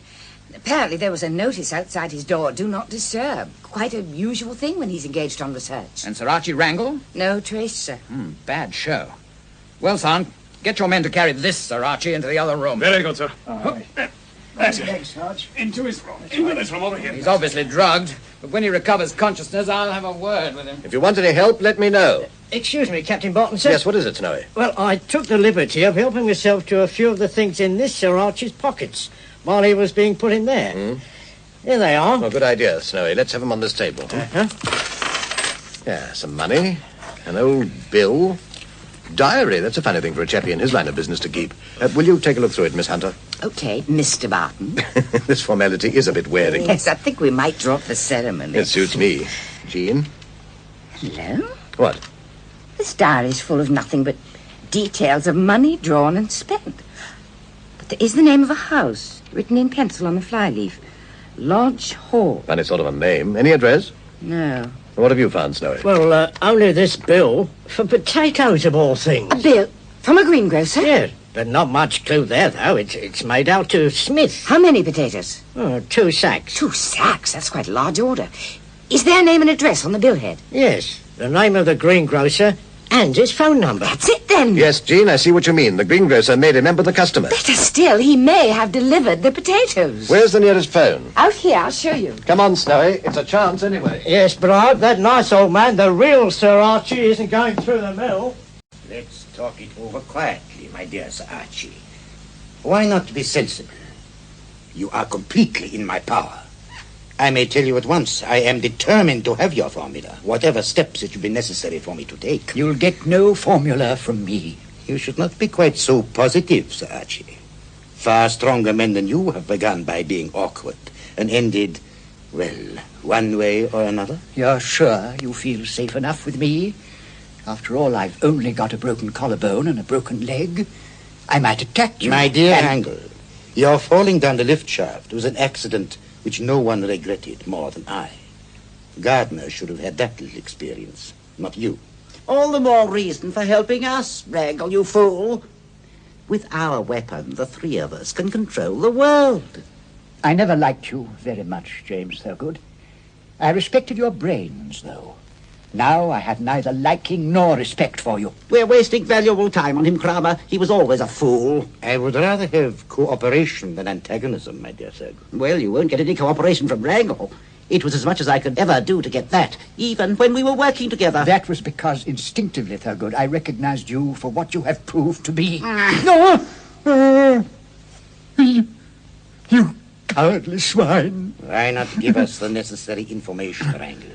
It would save so much time and trouble. You won't get away with this. But I assure you we shall.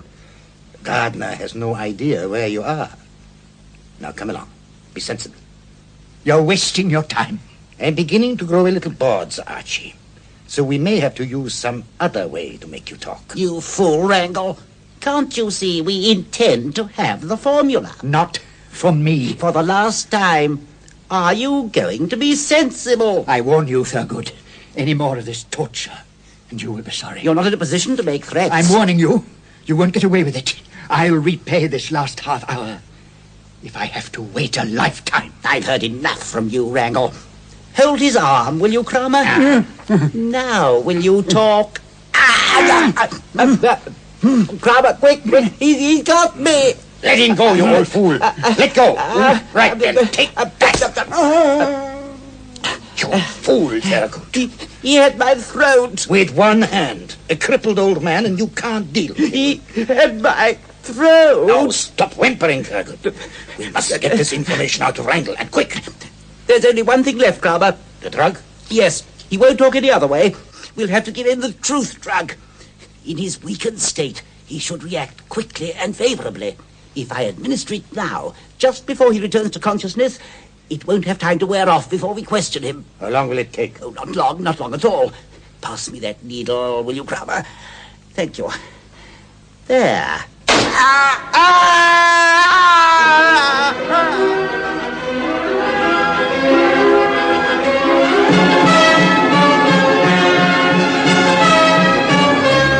What will happen to Sir Archie? Will the truth drug work? Is Colonel Gardner on his way?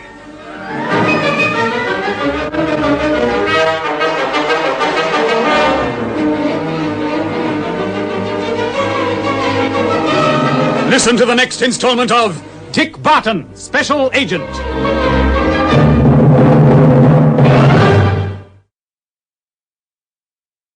Dick Barton, Special Agent.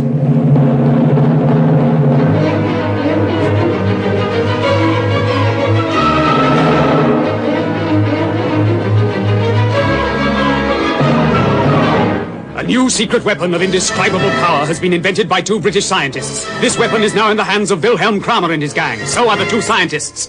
The one, James Thurgood, has joined Kramer of his own free will, but the other, Sir Archie Wrangle, has been kidnapped by Kramer and taken to his new hideout.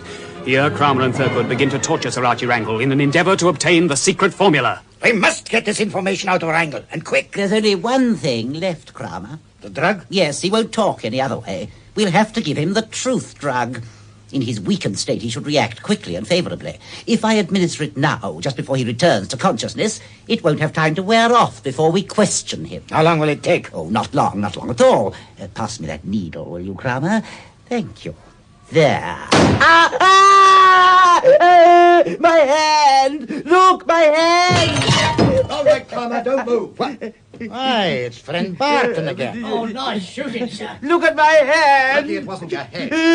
He's bleeding fast. Oh, shut up, Thurgood. I'm afraid you've upset Mr. Thurgood, my dear Bart. Take a look at Sir Archie, Jean. Yes, of course. Snowey, just make sure our friends aren't armed. I will. Now then, up with your hands. Now, that's lovely. And what do you hope to gain by this, Barton? This house is full of my men. That's all right. The place is completely surrounded, Kramer. If I remember rightly, you had me completely surrounded in the tea warehouse, Barton. How is he, Jean? Looks as though he's coming round. They've been knocking him about, though. Look at these marks on his face. Wrangle was so obstinate, Miss Hunter. You see what I mean, Barton? Tell them to go away, at once. Really, Barton, I must If you say... don't tell them to go away at once, I shall shoot you in the stomach, both of you, now. No, Kramer, no, tell them to go away. Tell them, Kramer. I warned you. Please, not so hasty. At once, Kramer. All right, my friends. Everything is quite all right. Get on with your duties. We heard a shot. It's quite all right. Don't worry. Carry on with your work. That satisfy you, Mr. Barton? Saved you both from a nasty tummy ache anyway. Now, Snowey, if you'll do a spot of tying up. Right, sir. While Jean gets on the phone to Colonel Gardner's office. I take it we may use your phone? Over here, Jean. All right, Dick, leave this to me. I don't like it at all, Hans, not at all. But the leader said it was all right. I heard him. There's something very odd going on in that room. That's all right, Professor.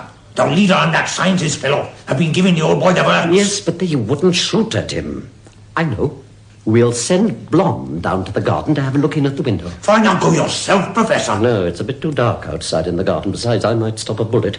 But Blom is different. Yes. He may be a half-wit, but he's strong enough to deal with 6 normal men. Blom!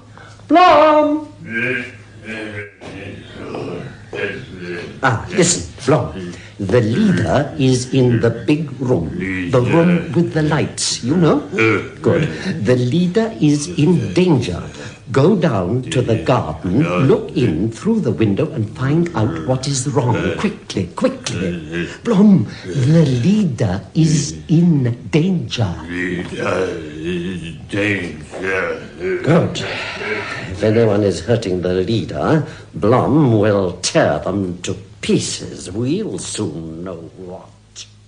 Any luck on the phone, Jean? They think Colonel Gardner's just got back. They're finding him. Useful instrument, the telephone, Mr. Barton. Very. How are you getting on, Snowey? Just got James Thurgood nicely tied up, so now we'll start on friend Willie here. Why all this roping, my dear Barton? After all, you hold all the trump cards. You say the house is surrounded? You're too slippery a customer, Kramer. Or would it be more truthful to say, Barton, that you three are here alone, in view of the fact that you are only just now notifying Gardner of the position? You talk too much, Kramer. I think you better be gagged as well as tied. Hello? Is that you, Colonel? Yes? The Colonel's on the phone, Dick. Jean here. Yes. Hello, Jean. What's the news? We're at Lodge Hall. You know the address? Yes, I know it. Thanks to Yes, and we urgently need... Hello? Hello? Hello? What's the matter?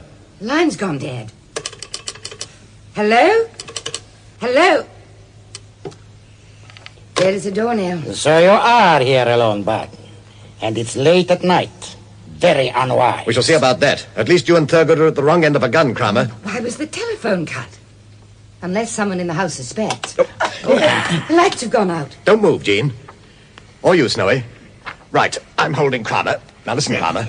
Shout for your men to put on the lights again. I didn't tell them to put out the lights. I want the lights on again, quick, and I'm past fooling. Go on, sir. Shoot him in the stomach. I most certainly shall, and I mean that. Keep talking, Jean, so that I know you're over there. Don't worry about me. Colonel Gardner's got our message. He'll be here any time now. And I'm not afraid of the dark. What's that, sir? That heavy breathing sound. It isn't Wrangle. Keep talking, Jean. I'm quite all right, Dick. Don't worry about me. I'm perfectly all right. I'll keep on talking, just as you say. Jean! Jean! Right, Kramer, you asked for it. No, don't. I'll tell them. Professor! Hans! Blom! Put the lights on! You hear? Put the lights on at once! Ah, that's better. Now we can see... Where's Miss Hunter, sir? She's vanished. Yes, but not for long. Listen, Kramer, tell your men at once to bring her back, otherwise I shoot both you and Thurgood. Oh, my dear Barton. I said at once, Kramer. I shall count 3 and then fire. How very melodramatic. Surely... 1. Oh, be sensible, my dear Barton. 2. He means it, Kramer, you fool. No. 3. I'm sure... Ow! That was only the fleshy part of your leg, Kramer. Next time it'll be your kneecap. Kramer, don't be a fool. 1. Professor! Hans! Blom! Bring back the girl! Quickly! 2. Quickly, you fools! Bring her here! You'll pay for this, Barton. Oh, my Lord, sir, look. Look, he's got Miss Hunter by the throat. She's unconscious, sir. Kramer, tell him to put her down, you swine. Put her down. Put her down, Blom. Mr. Barton, listen to me. Who the... Do not shoot the leader, Barton. Sounds like that professor bloke again, sir. The man in the Homburg hat and the Macintosh who we met that first day. Are you listening, Barton? If you shoot the leader, Blom will break the girl's neck. On the other hand, if you shoot Blom, I shall shoot the girl. I suggest you drop your gun and take your orders from me. Oh, looks like he's got the whip hand, sir. If I were you, Barton, I'd obey the professor. If you look at Blom, you'll see he's getting carried away by it all. Violence of any kind affects him that way. He's quite likely to break the girl's neck without knowing it. He doesn't really know his own strength. Blazes. I could put a bullet through your stomach, Kramer. In which case, Barton, the girl dies immediately, and you and your companion and Wrangle die later. I think you had better be advised, Barton. If he's covering us with a gun, why doesn't he shoot us, sir? Because, my good fellow, friend Barton is holding the leader so tightly that any bullet aimed at Barton might conceivably hit our leader, a contingency I am anxious at all costs to avoid. Drop your gun, Barton. Blimey, look at the big fella, sir. He'll choke Miss Hunter. All right, Kramer. You win this hand. There's my gun. Tell that devil to loose the girl. Blom, put down the girl. Put her down on the floor. I think she's still alive, but she seems to have fainted. Now, come along in, Professor. You did very nicely. Keep Mr. Barton covered. I should like very much to shoot Mr. Barton. If you wouldn't mind, I dislike him intensely. So do I, my dear Professor. But I feel we may need him for experimental purposes in the near future. A good idea, Kramer. We must try the secret weapon on someone. Why not Barton and co.? Untie my hands, Professor. A pleasure, Mr. Thurgood. Better let me go now, Barton. There you are. Thank you. Quite a nasty little wound on my leg. I'm sure you're going to be very sorry about it eventually. In the meantime, that and that is something on account. By cowardly lot of rats, sir. Never mind, Snowey. Our turn will come, old son. Let's have a look at poor old Jean. Don't move, Barton, or I shall be forced to... Oh, shoot and be damned. Hello, Jean, old girl. You feeling better? Right, I'll... Don't shoot, Professor. Don't spoil this affecting reunion. What happened? An unpleasant gentleman tried to choke you. Oh, yes, I remember. I did my best to shout. Oh, Dick Cromer's got a gun. Yes, he's leading by a short head at the moment. Not for long, though. Colonel Gardner, I certainly hope so. Yes, we all expect that Colonel Gardner will be on his way with loads of police constables. But I am afraid that once again, Plan 2 will go into operation. Call it Plan 3, if you like. A new hideout. And Colonel Gardner will find that the birds have flown. There's no time to lose, Cromer. Don't worry, Professor. I think we shall be safely on the way before our friend Gardner can do very much. The cars are already outside. Good. Get the men together then and tell them to be ready for an immediate getaway. Plan 3? Of course. Plan 3? Plan 3. Plan 3. Plan 3. Listen, Professor. You will take Barton and the girl and Barton's companion in one car. Yes, sir. And I myself shall take James Thurgood together with Sir Archie Wrangle. Listen, Cromer, Wrangle is in no fit condition to be moved from this room. You can see it's sheer cruelty. Be quiet, Barton. For humanity's sake, Cromer. Oh! I said be quiet. Now then, Thurgood and Blum, you two get Wrangle into our car. Right, come, Blum. Do take care. The old man's awful. Why, you brave man, friend Cromer. Not afraid to strike any woman, providing she can't hit back. Okay, Jean, Cromer will have that one back with Don't interest. bother about me, Dick. It's that poor old man being dragged about. No good appealing to their better natures, my dear girl. They haven't got any. Now listen, Professor. It's quite conceivable that Colonel Gardner may arrive too soon or may pass us on the way, recognize us, and come in pursuit. If so, the rear car, that's the one that you will be in, Professor, will swerve at the first corner or fork and take a different route. But why? I don't understand. So that Gardner and his men will follow the rear car, whilst our car proceeds on its way undisturbed. That is our usual arrangement. It is unlikely, Professor, that Gardner will recognize our cars unless some outcry is made by the prisoners in your car.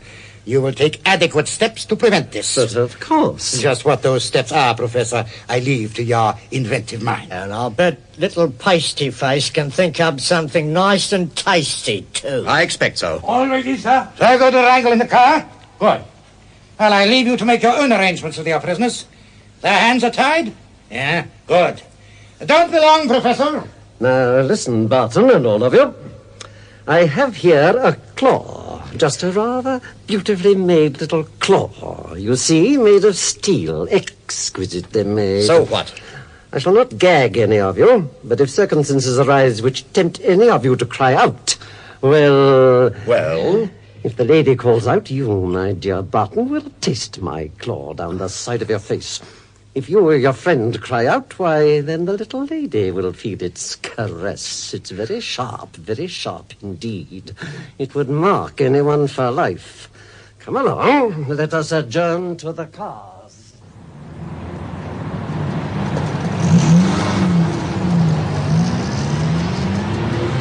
There goes the leader's car. Good. So, we're all in this car, are we? Yes. I'll come in beside you. Sit facing you. That'll be better. Off we go. I think we might have one of the windows open. A little night air, my dear Barton, will no doubt help us all to cool off. But you will all three remember my warning. Look, Dick. Coming behind us, Colonel Gardner's car. It's drawing out and passing us. Colonel Gardner! Right, Mr. Barton. I warned you what would happen. Dick, I forgot. Oh, Dick. All right.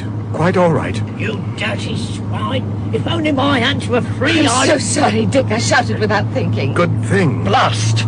They've seen us in the other car. They're turning. Faster, driver, faster! Give the signal to the leader in front. Faster! Swing off at the next fork or corner as soon as we can be sure they're following. Ah, the leader's pulling away. Good, good. Now, driver, at the next corner, swerve right. Now! Now, as fast as you can. Just a minute. Yes, good. They're following us. Blast! Look, driver, you fool, slow down. I know this road. There's a devil of a drop and the road narrows. If you meet anything... Faster! Faster! Dick, your face. Oh, dear. Never mind my face. It's this car that worries me. Look out, driver, look out! Jean, mine!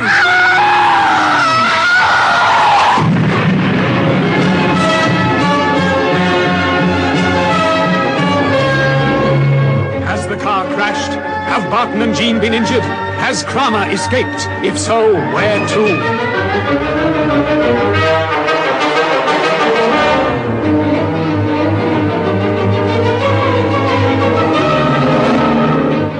Listen to the next installment of Dick Barton, Special Agent.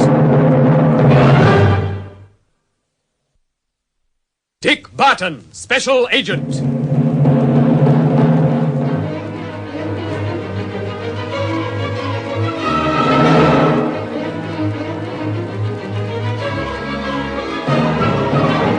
Wilhelm Kramer and James Thurgood have set out in a car for their new hideout, taking with them Sir Archie Wrangle as their prisoner. A second car carries the Professor, with Dick, Jean and Snowey as his captives. Colonel Gardner sets out in pursuit, and on the way his car passes them. Jean cries out for help, and the Professor, as punishment, strikes Dick's face with a steel claw. Gardner gives chase again, and the car with Dick, Jean, Snowey and the Professor swings off the route after giving a signal to Kramer that they are being followed. Faster! Swing off at the next fork or corner as soon as we can be sure they're following. Ah, the leader's pulling away. Good, good. Now, driver, at the next corner, swerve right. Now! Now, as fast as you can. Just a minute. Yes, good. They're following us. Blast! Look, driver, you fool, slow down. I know this road. There's a devil of a drop and the road narrows. If you meet anything... Faster! Faster! Take your face. Oh, dear. Never mind my face. It's this car that worries me. Look out, driver, look out! Jean, mine!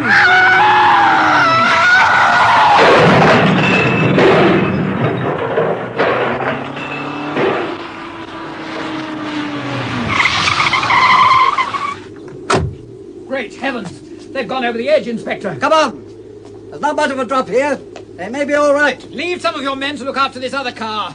You must have met them head on, and the driver of the car with Jean inside it must have swerved to avoid it. The road was too narrow, and over he went. Well, this car's all right. Never had a chance. The other bloke was coming along too fast. That's all right. Get him out of the way, Inspector. Listen! What's that? Gardner! Down here, quick! Barton's alive, anyway. Come on, bring torches. Gardner! Colonel Gardner! Coming! Coming right down! Bit of a climb. Be as quick as we can. Jean, you sure you're okay? I think so. Sore here and there.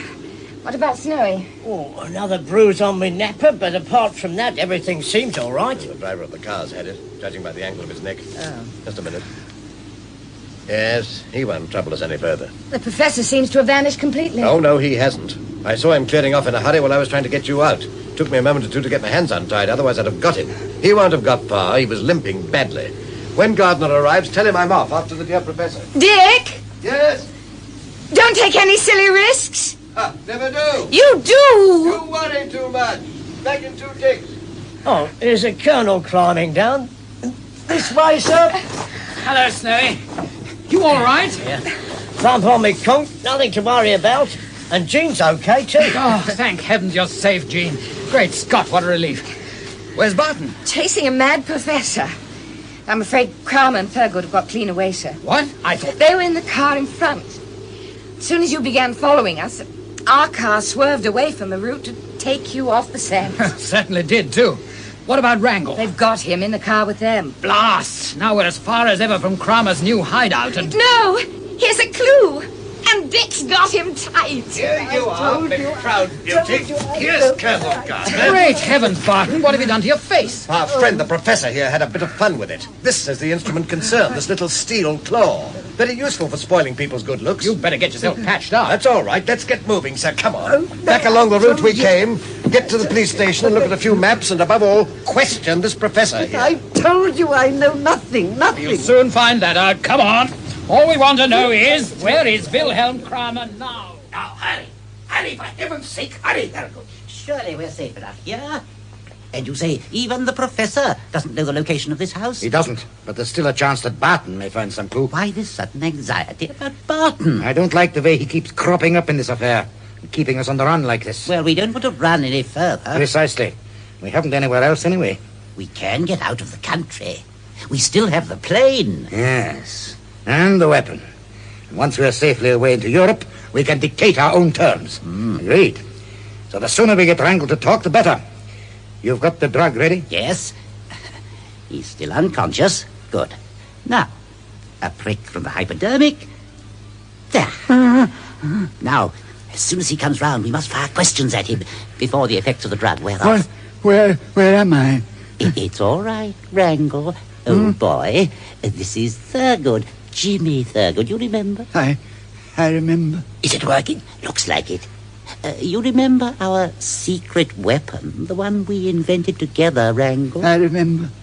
One man in control of the weapon could destroy the whole population of a complete city without... Yes, but listen, Wrangle. Are you listening? I am listening. The operator of the weapon must be protected from its rays. Yes, I invented an antidote. Yes, indeed, you did. Can you remember what the formula of that antidote was? Yes, I can remember. What was it? The formula for the preparation of the antidote is as follows. You must do as I tell you. Now then, Professor, all we want to know is Kramer's latest hideout. But I've no idea, I swear to you. I've no idea at all. I've never been there. Yes, I only know the secret weapon is stored there now, and it's near an aerodrome. That's all I know. What do you think, Barton? Well, he may be telling the truth, but I think just to make sure. Listen, Professor, if we don't stop Kramer, millions of people will die horribly. I am therefore prepared to adopt your own methods to make you talk. I am prepared to go to any lengths, to stop Wilhelm Kramer. Yes, I will even use your own claw on you. No, Barton, you can't. I can, and I will. I told you all I know. It's a house near an aerodrome. How do you know that? I heard Kramer talking about a plane. That doesn't necessarily mean the house is near an aerodrome, does it? Kramer may have his own plane. He has. Oh, he has he? Yes, and I've heard that the garden backs onto one of the runways of an aerodrome. I see, very convenient. Now perhaps you'll tell me which aerodrome? I swear I don't know. I swear I... He doesn't know, Barton. No, if he did, he'd squeal all right with pasty face. He's petrified. You can I see... just had an idea. Well, let's have it. We could do with one or two bright ideas just now, Jean. This house backs onto an airfield. So the professor says. It does. I've told you it does. Well, Kramer hasn't been in this country such a long time, so he must have bought the house fairly recently. What are you driving at, Jean? Look at this map. In the direction which Kramer was going in the car when we turned off, there could be only one place he was making for, Halley Aerodrome. How do you make that out? He may be making for Yorkshire or Scotland or I'm anywhere. assuming that his house isn't too far away from London. I think you can help us with that one, Professor. I think that's right. Why? Because on one or two occasions, Kramer visited the house where the secret weapon was hidden, and he'd go during the morning and sometimes be back in the late afternoon. That rules out Yorkshire and Scotland. Anyway, go on, Jean. Well, Halley Aerodrome is the only one in the direction he was making for, and not far either. So that's where his house is, near Halley. But I don't see Just why... a minute, sir. Kramer takes a house. A big house, presumably, if he's got to hide a plane in the grounds. He takes it fairly recently. It backs onto an airfield. Yes, Jean, of course. We tried the estate agents in Hellion district and tried to find the house that fits the bill. That's it. Jolly good idea. Wish I'd thought of it myself. Well, even girls can think occasionally, you know. Yes, but the occasions are so rare. All right, all right. Anyway, Snowy, you take care of Pastyface here. You betcha. Now, come along. Now, Jean and I'll get phone numbers and fish house agents out of bed. I'll bet they'll be tickled pink at this time of the morning. And don't forget, Barton, this time keep me posted before taking any drastic action. We want to be certain of getting Kramer before we give him any hint that we're on his trail. If we find a house, we'll leave Snowy on guard and get in touch with you right away, sir. Meantime, I'll send along reinforcements to the police station at Halley. You pick them up there. They'll be mobile, so there won't be any harm done if Halley isn't the right place. I've got a feeling it is the right place, sir. Well, let's hope you're right. Cheerio, and good hunting. Well, seems like a race between us and old Kramer now, doesn't it? And the best man's got to win. Now, come along, Professor. I said come along. I'd give a copper or two to know where friend Willie is right now, and just what he's doing. Heralded? Huh? Is it finished? Yes, I think so. If the formula was the right one, then this is the antidote. And we can operate the weapon in perfect safety now, then, Yes, if the truth drug really has brought out the truth. You mean Wrangle may have pretended to be under the influence of the drug and given us the wrong information? Yes. The only way of really finding out... is by trying out the secret weapon on someone protected by the antidote. Precisely. You mean... trying it out on Wrangle himself, of course. Just what I was thinking. The ideal arrangement, of course, would be to have the weapons rays directed at two persons. One, Sir Archie Wrangle, protected by the preparation made from his formula, and the other unprotected. Splendid, my dear Kramer. Not only that, if Sir Archie Wrangle has to face the weapons rays using the antidote we have prepared from his formula, you may be sure he will be anxious that it is indeed the right formula. Yes. Why the indecision? Knowing Wrangle, he might persist in giving us misinformation, even though it meant that he himself would suffer death and mutilation.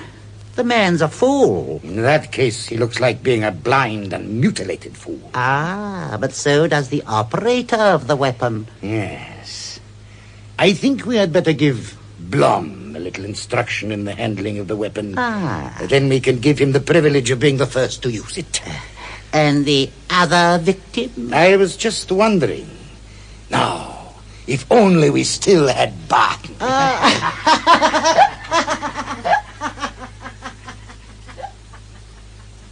We've run him to earth, sir. You have? Good show, Barton. So the house agents found you a house. They did. It's Ashwell Court. Ashwell Court. Yes, and it backs onto Halley Airfield. We took a look at it through field glasses and even spotted Blom in the drive. Blom? The half-wit as strong as an ox, employed by friend Willie to do all the dirty jobs. We also noticed a big shed at the back of the house. Probably got the plane in it. Yes. So the sooner we surround the place with police, the better. I don't know, sir. We've got to be very careful. At the very first sign of any activity from us, Kramer will be into that plane and out of the country. Now, if we don't want to frighten him into buzzing off... Most certainly don't. Then I think we should park our reinforcements somewhere outside Halley. I agree. Jean? Yes, sir. Get Operation Halley underway at once. Only make it Operation Outside Halley. The inspector's in the next room, sir. I'll tell him straight away. Now, Barton. Oh, by the way, where's Snowey? Well, we've left him down there, keeping an eye on the house. Is that a good idea? They may spot him. I've told him to keep out of sight and report to us here by phone if there should be any movements of a suspicious nature, particularly if there seems to be any activity around that large shed. Well, now, sir, we're all ready for action. Yes, but there's only one thing worries me. It's easy for us to send in a strong body of police and troops, armed to the hilt. But if Kramer and Thurgood have the weapon working by now, well, they'll direct it at our men at the very first sight of them. And we're sunk. Yes. I've got it. Somebody must go into that house, find out if it's safe to launch an attack, and then give the necessary signal for the attack to be made. Who on earth could possibly do that? I could. Don't be absurd. They know you. They know me as I am now, but with some form of disguise and an innocent-looking excuse to get inside the grounds, say a greengrocer's van or something. Yes, and once you're inside... Make a beeline for the secret weapon, or make sure it's safely out of reach for long enough. No, it's certain death for you. Not at all, 50-50 chance. But I'd want someone with me, someone with plenty of guts. He could drive the van and be ready to help me, or alternatively get out quickly to warn you. Do you honestly think you'd stand a chance? Of course. Have you got a good man to go with me? Just the very chap. Jock Anderson. Jock Anderson? 51st Highland Div. Sergeant. Infantry. Sounds all right, but... Did some work with my men very recently. Very sound fellow. Just a second. Yes, sir? Jean, is Jock Anderson about anywhere? Yes, he's here in the outer office with me. Just come back from that job in the bank robbery. Oh, yes, of course. How did they get on? Caught his gang. Jock's a bit beaten up, but he's all right. He always is. Yes, I know. Will you ask him to come in and see me right away? You're wanted, Jock. See what you think, Barton. Might be an idea. Hello, sir. You want to see me? Yes, Jock. Meet Dick Barton. Dick, Jock Anderson I was telling you about. How are you, Jock? Mr. Barton. Hello? Excuse me, sir. It's Snowy White on the phone urgently. He wants to speak to Mr. Barton. For you, Dick. It's Snowey. For me? Hello? Captain Barton, sir. Quick! What is it, Snowey? Hello? Snowey! Snowey! What's the matter? He gave a sort of gasp, and the line went dead.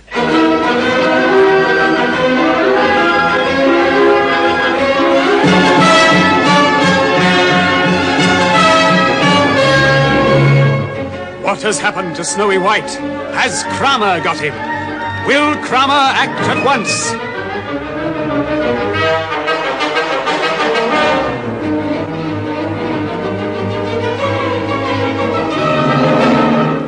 Listen to the next installment of Dick Barton, Special Agent. Dick Barton, Special Agent.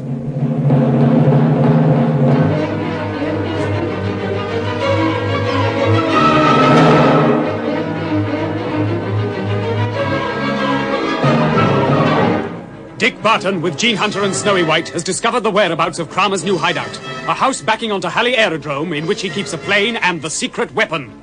Leaving Snowy on lookout, Dick and Gene return to Colonel Gardner's office at MO13, there to plan the attack.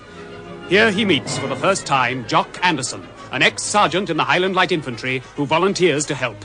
The plans are almost laid when... For you, Dick. It's Snowy. For me? Hello? Captain Barton, sir. Quick!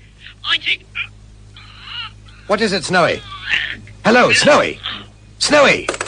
What the? What's the matter? He gave a sort of gasp, and the line went dead. Snowy White? Yes, I don't like the sound of that. What precise instructions did you give Snowy? We left him guarding the house, as I told you, watching any movements Kramer might make. Told him to ring up in the event of anything happening. Did he manage to say anything on the phone? No, he just said, Captain Barton, sir, quick. Then he gave a kind of choking gasp, and the line went dead. Where'd he phone from? That's the trouble, I expect. The only phone handy was a public call box nearly opposite the entrance to Kramer's house. You think he was spotted by one of Kramer's men? Looks like it. If they saw him and recognized him, you can bet they'd never let him phone. But if they've harmed old Snowey... Who is Snowey, sir? Captain Barton's right-hand man. Ex-sergeant like yourself, Jock, and a grand bloke to have around in a scrap. If Kramer's got him, that means he knows we're on his trail, Barton. Which makes everything very much more urgent. Yes, we'd better make a plan of attack. We've got a large-scale map of the district in the next room. I'll get Jean to bring it in. Jock, if you're game to come along with me to Kramer's place, just the two of us, that's the best bet. I'm game for anything, Mr. We've Barton. got about a 50-50 chance of getting out again alive. Pretty good odds these days. Count me in. Good man. Now then, here's the map. Spread it out, Jean. Right. There's the house, marked quite clearly, backing right onto the airfield. If you could have your reinforcements ready along this road, sir, here. Yeah? They'd be quite away from the house and well covered by trees. In cars? Yes, they'd better be mobile. We might want them in a devil of a hurry. What sort of signal should we give? We'll take a very pistol. Jock, you can have it in the van. Right. Use it if we can't get out again to contact them before they make the attack. Well, get out to us if you possibly can after you've found the information we need about the secret weapon. Don't worry. We shan't stay in Kramer's house 1 minute longer than is absolutely necessary. Now, how exactly do you propose to get into the house without arousing suspicion? Have to use some form of disguise for a start. That clawed face of yours doesn't help. On the contrary, Jean, it should help. Kramer doesn't know that the mad professor used his claw on my face. That's true. And with a moustache and a muffler... Jock here's a complete stranger to them. We should be able to get inside all right, but it's finding the information we want and then getting out of the place again that's going to be the trouble. Exactly. Yeah. You see, we need some reasonable excuse for going right inside the house, not merely the grounds. Greengrocer or coal man would hardly give you any reason for going inside. Besides, we shouldn't go unless Kramer had placed an order. No. Just a minute. I think I've got it. Kramer's house is on the phone. Is it? Yes, I noticed that this morning. How does that help? If we could find out the name of the previous tenant of the house, Kramer's only had it about 9 months, so the estate agent said. Yeah? Well, there's quite a waiting list these days for new phones. But you say he's already on the phone, sir. He is, but there's nothing to stop the previous tenant of the house having ordered another phone to be installed for the bedroom or any other room, for that matter. I get well, you. Owing to the long waiting list, it's only just been possible to send men along to install the new phone. So in you go with your little GPO van, plainly marked post office telephones, pop inside the house with a phone, check up the position of the secret weapon, sabotage it if you can, then give the signal for the attack. And die nobly in the attempt, I suppose. What? No fear. Colonel Gardner, they haven't got an earthly and you know it. They might get a warning out to you. They might stop the weapon from being used.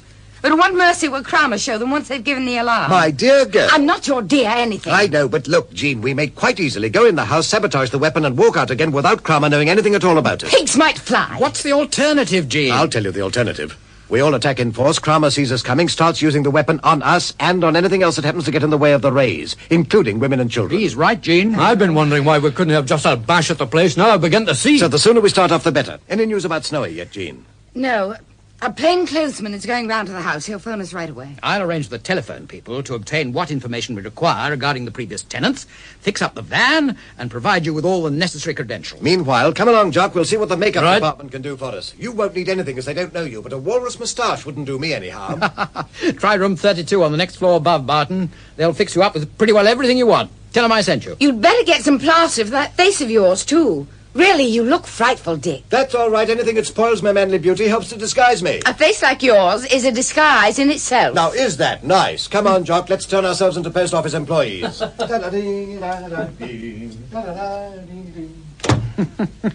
Always happy when there's a spot of trouble in the offing, isn't he? Do you think he'll come through all right? Well, if anybody could, I'd say he could. He's not short of guts, anyway. No. But Kramer will kill him this time, sir, if he's found out. Not like you to look on the black side, Jean. I know, but... But what? Oh, I don't know. Very lucid. Come on. Let's get Barton fixed up with the GPO and lay on these reinforcements. Hello? Alley Police Station here. Is that Colonel Gardner's office? Yes? Well, I've got a message about a Mr. Snowey White. Oh.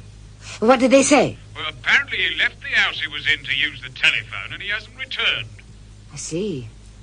Right, thank you very much. Oh, should I speak to the Colonel himself? Just a sec. You don't want to speak to Halley Police Station, dear sir? No. Right. That's all, thank you. Right, very good, miss. Thank you. Thanks very much. Well? Snowey White left the house to use the phone. He said that to the people in the house, did he? Yes. He didn't come back. So we can take it as pretty definite that Kramer's got him.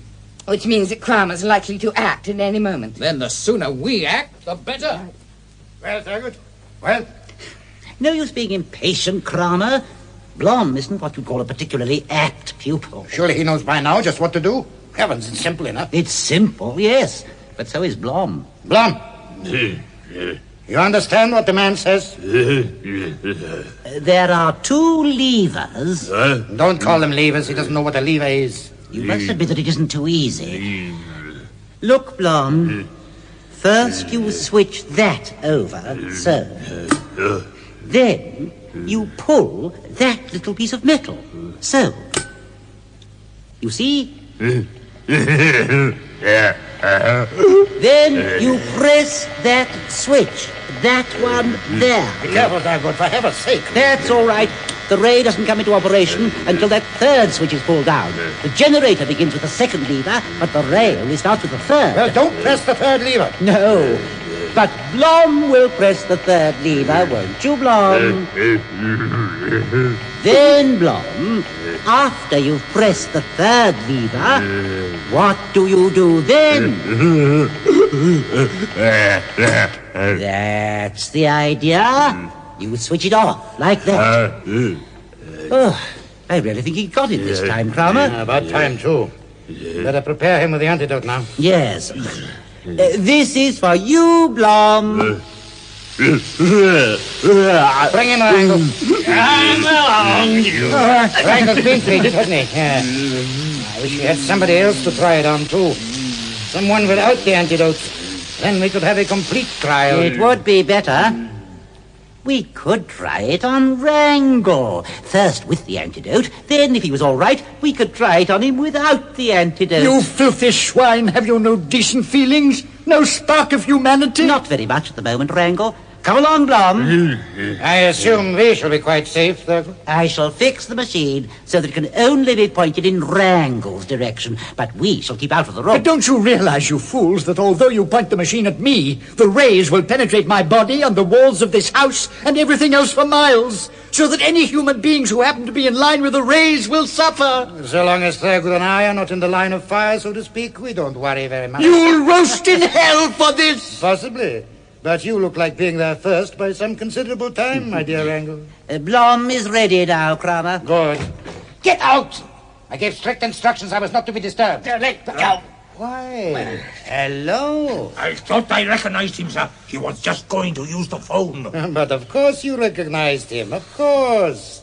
Mr. White, isn't it? Snowy White. A lot of fuss and palaver just because I wanted to ring up a bit of stuff, isn't it? This means that Barton knows where we are, Kramer. Not necessarily. He didn't give any message over the phone, sir. We stopped him just as he was going to speak. Good work. Yeah, they wouldn't have done, though, if it hadn't been 4 to 1. If this man was watching the house, Kramer, it must mean that Barton will be here at any moment. Barton and me have parted company. Had words, we have. Indeed. How interesting. Tell me more. Well, I don't fancy being mixed up with this how-do-you-do any longer. Between you and me. So you came down here to spy on us all by yourself? Well, didn't want to spy on you. Didn't know you were here. How should I? Don't talk like a fool, Mr. White. You're lying and you know it. Which gives me some cause for alarm. Why? If White here tells us Barton doesn't know where we are, then the chances are that Barton does know.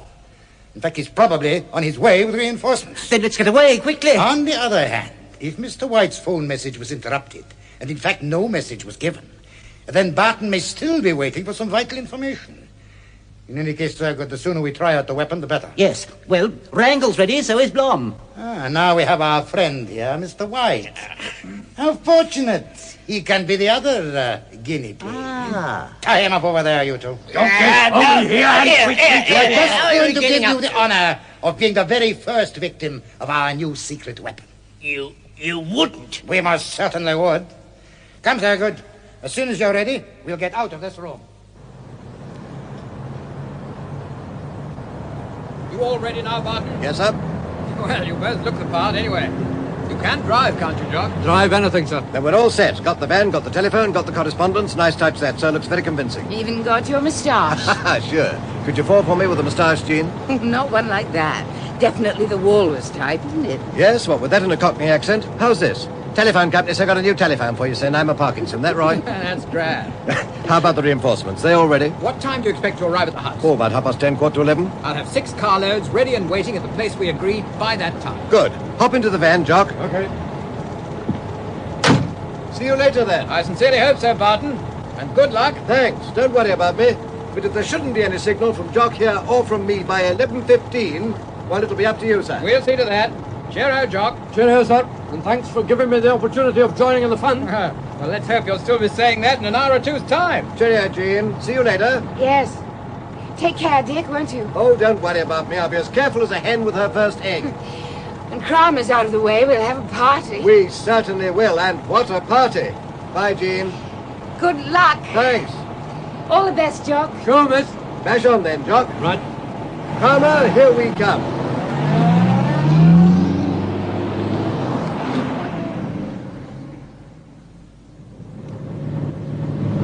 Tell me the way, Mr. Barton. Yes, but first of all, there's an Army Ordnance unit I know of. I want to call on them first. It's on the way. I've got the very pistol, if that's what you're thinking of getting. No, I've just thought of something else that might come in useful.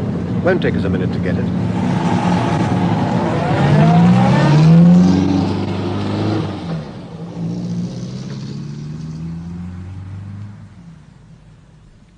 You ready now, Thurgood? Yes. Wrangle and White are propped up against that wall. Directly in line with the ray projector. That's it. Thurgood. Kramer, I ask you for the last time. I'm not worried about myself or our friend here, but think of the innocent people. Be quiet! You'll be all right. You have the antidote. It's poor White there who'll suffer. Don't worry about me. I'm not worrying about you. Now, Blom, you ready? Yeah. You know exactly what to do, Blom. Yeah. I think he's got it. Well, if everything's ready... Yes, no time to waste. Come on into the back room. We're leaving you for a moment, Blom, while you switch on. When you switch off, call us. Good. Come, Thurgood. Right, Kramer. I'm sorry about this one. Not your fault, sir.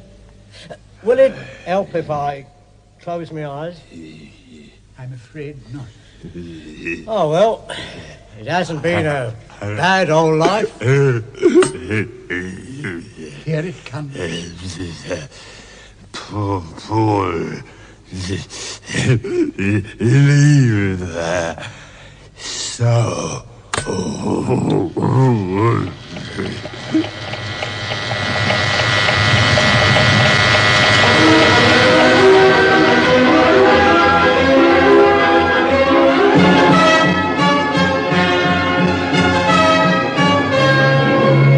What will happen to Snowey? Will Wrangle's antidote work? Will Barton and Jock arrive in time?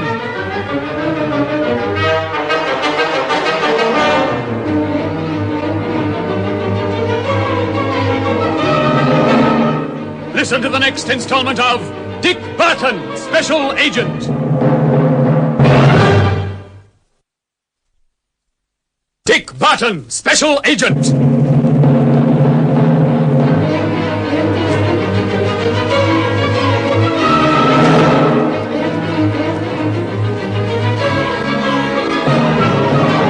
Dick Barton and Jock Anderson, in the guise of post office telephone engineers, are on their way to Kramer's house in the hope that they can gain entrance to the place and sabotage the secret weapon. This will allow Colonel Gardner and his men to attack. Meanwhile, Kramer is trying out the secret weapon and the antidote. Blom, the half-wit, has been instructed in their use and is directing the rays at Snowey and Wrangle. Wrangle has been protected with the antidote, but Snowey White has not. Sorry about this, my boy. Not your fault, sir. Will it help if I close my eyes? I'm afraid not. Oh, well, it hasn't been a bad old life. Here it comes. Pull. Lever.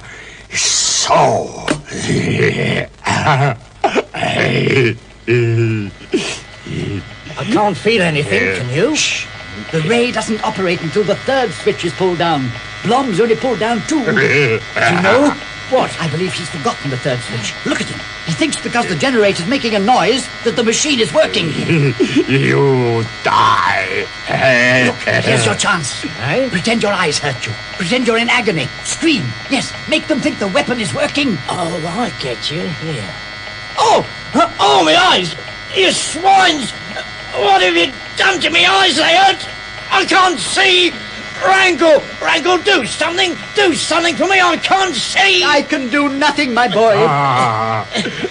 Trauma, Thurgood, please help me for heaven's sake. Keep it up. Blink your eyes hard to make the tears come. Then keep them shut. Wrangle, I'm blind. I can't see anymore. What can I do? Switch off, Mike. Switch the machine off.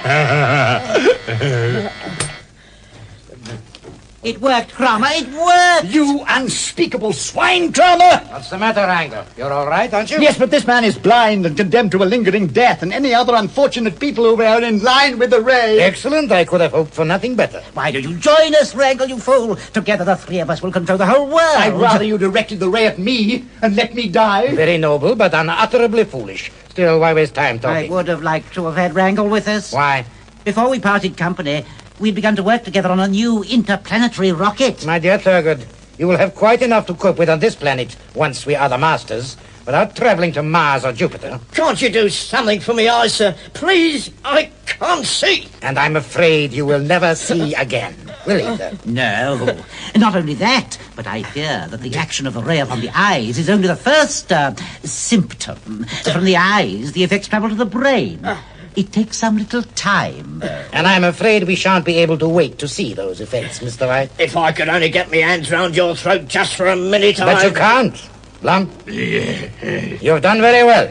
Now take these two men and throw them in the cellar, out of the way. Get up. You don't think we should take Wrangle with us? No, he'll only be a continual nuisance and a possible menace to our safety. Now take them both away, Blum. Men like you always come to the same unpleasant type of end, Kramer. Keep your mouth shut, you old fool. Get them out of here, Blum. Where are you? Where are you, Wrangle? I can't see you. Give me something for me eyes. Anything. Now what? Go and fix this weapon in the plane, ready for action. We strike at once, then? As soon as we can. I'll give instructions for the path to be cleared from the plane to the runway on the airfield. I must confess, I'm expecting cars loaded with police to arrive at any moment. Yes, there is that possibility, but we can be ready for them, I think. With this weapon? We could use that weapon, but it complicates matters. I think we might prepare a little surprise packet somewhere in the drive, just in case. Now, let me see. I think...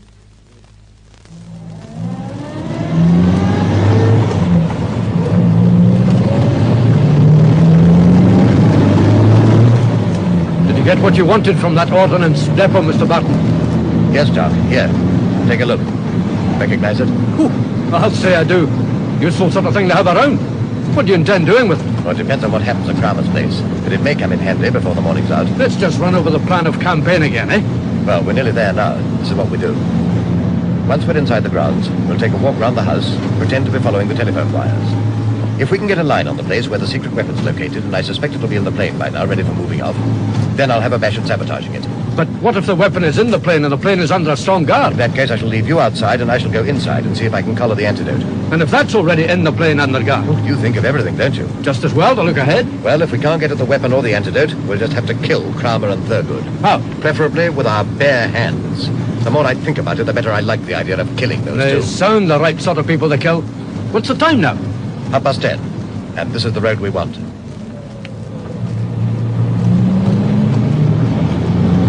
Now listen, Jock. If I should be inside the house, or separated from you for any reason... Aye? Well, you take the very pistol, and if I can grab the antidote or sabotage the weapon, as soon as I've done that, it'll be safe for Colonel Gardner to attack. How shall I know? I'll whistle this tune. I get you. As soon as I hear that tune, I fire the very light. That's it. And don't hang about from then on, because I shouldn't be surprised if things don't start to warm up. You sure they don't expect me to clear off and leave me, do you? Of course. Don't hang about whatever you do. Oh, no, you don't. I'll stick around till we're both out. Hello, here we are. Here's the house. Now let me do most of the talking. Okay. Here, look, Mr. Barton. They're digging the drive up. Hey, mate. You there, cocky. Well? Can we come up the blinking drive? No, you cannot. Well, we got to. We've come to fix a phone. We have got a phone. We do not want any more. This is Ashwell Court, isn't it? Yes. Then this is the place. Drive on, Jock. I tell you, we do not want a phone. And in any case, you cannot come up this drive. We are working on it. Look, I got the order here in black and white, and I got my instructions too. Here they are. I ain't leaving yet till I've seen the boss. Well, you cannot drive the van up this drive because we are working on it. Okay. Well, walk up your blooming drive. We ain't fussy. Come on, Jock, and bring the tools. Right. Give us a hand, will you? Of course. Give me that thing, Jock. This is a nuisance. Can't be helped. Here, put it in the tool bag. That the lot? That's a lot. Here goes, then. I better come with you. That's all right, mate. We can find our way to the front door. I dare say, but our boss does not like strangers snooping around the joint. What do you mean, snooping? We've come here to fix a telephone. It won't take us 10 minutes. Very well, come with me. But do not tread any more on this drive. Cool. Bit fussy about your drive, ain't you? Won't hurt to tread on it, will it? Yes, it will. Come on. Keep on the grass. All right. We'll stay off your drive. Don't worry. Come on, Jock. Sooner we get this here job over and done with, the better. Don't seem to like us here. We do not like strangers. No, you stay outside here while I go and see the boss. Okay, tell him it won't take us more than 10 minutes. Yeah. Better take the correspondence as well. All right, give it to me. Now, you stay here and do not go snooping around. Don't worry, mate. Well, so far so good. Yes. Take a look over here, Jock. There's the shed, with the plane in it. Aye, and there's about 6 chaps hanging around outside the door. Keep looking up, Jock, as though you're studying the telephone wires, just in case there's anybody watching us. If the weapon's already mounted inside that plane, we've had it. You'll never break through that bunch in the door. No, I guess you're right. That means we've got to get inside. Don't look now, but somebody's watching us from a window. Well, they'll no recognize us. I'll go in first, leaving you outside. As soon as you get a chance to take our little surprise packet out of the tool bag, put it under that bush. This bush by the window? Yes, tuck it out of sight. We may need it later. Look, what is all this? What sort of men are they, and why were they let in? I thought it would be best to bring them in. I did not want them getting suspicious. We don't want a phone anyway. There's a mistake somewhere. Oh, it's quite understandable. This letter explains it. The previous tenant ordered an extra phone, and it's just become available. Well, explain the mistake to the man. Where are the men? Outside, sir. You can see them from this window. Where? Oh, yes, I see. They seem all right. It isn't friend Barton, anyway. I'll tell them we don't want an extra phone and let them go. Yes, sir. Have you finished that little job in the drive? Yes, sir. It is all finished. Good. Splendid. And it looks as though we're practically ready then, Thurgood. Yes, practically ready. Here he comes, Jock. Blimey. Thought you'd gone on your holidays, chum. There has been a mistake. This phone was ordered by the man who lived here 9 months ago. Man named Parkinson. That's the name. Yes, Parkinson. Well, he has left. Present owner is a man named Harris. Well, blimey, dear that, Jock. Ain't that just like our people? Send us here on a wild goose chase? Come on, then. Oh, half a minute. Say, chum, would your boss mind if we used your phone just for a minute? If I ring our people up, you see, they'll tell us where to take the thing, save us going all the way back to the depot, see? There is a phone box just outside the gate. Oh, yes, so there is. Well, if your boss will just sign this form to say we... Oh, I've dropped it. There it is behind you, chum. Pick it up and let your boss see it. What do you think I am? Back into the side. Quick, Jock, in the bushes. Right. You just stick around here and look innocent. Where are you going? Inside the house. Here goes. Don't let them see you from the window, and if I give the signal, fire that very pistol and run like the devil. I'll be right after you. All right, Mr. Barton. Just as you say. I think we're all right. The men on the drive can't see us here. What's your plan? As agreed. Try for the weapon or the antidote. If not, I shall kill Kramer. Good luck. I'll keep this monkey wrench. It might come in useful. Right, here I go.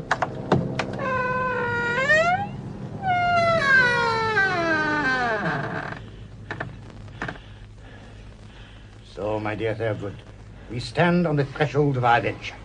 Everything is ready. And the weapon is in the plane, already mounted for action. Then the sooner we get off, the better. Listen, Jock. All the men have had their instructions on how to get out of this country and where to rendezvous in 2 weeks' time. Then, in case we have to operate the weapon, and to be on the safe side, we should both use the antidote, I think. So should the pilot of the plane. Yes. In that case, Blom can take the antidote over to the plane, and we can apply it when we're in the air. I'll send him across with it now. Blom? Blom, come here a minute. What's happening, Mr. Barton? They're calling Blom. They're going to give him the antidote to take over to the plane. It couldn't have worked better. You mean we'll get him as he comes out? Yes. Flatten yourself against the wall by this door. That's it. As he comes out, I'll let him have it.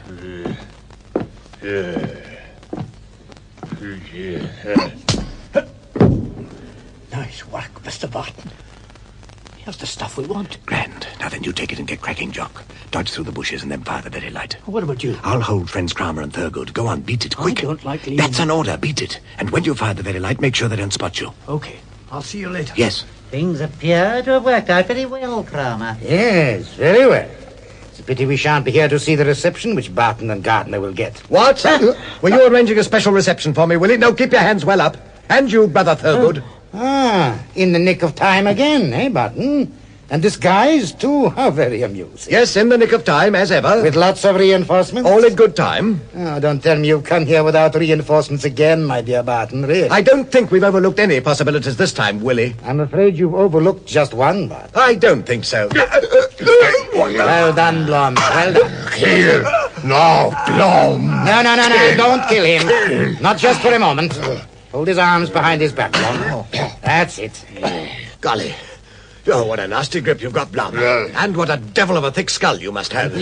You amaze me, Barton. What the... Why, look! The fairy light. A warning. Yes, you've had it, Willie, old son. Listen. But this is perfect, Thurgood. Here we are, all ready to get off in the plane with the weapon, and Barton turns up so that we can finish him off. And here I'll be bound are cars full of police. And, of course, Colonel Gardner. Precisely, Willie. And, of course, the lady friend. Possibly. Excellent. Now, before we kill you off, Barton, you can wait with us and watch the cars come roaring up the drive. You see, I have had it specially mined in readiness for them.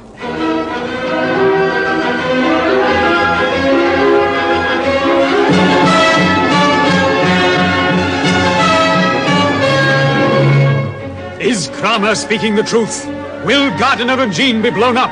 Will Kramer and Thurgood escape?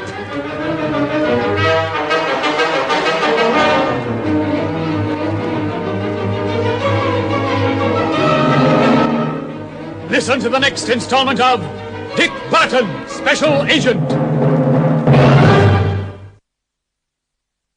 Dick Barton, Special Agent.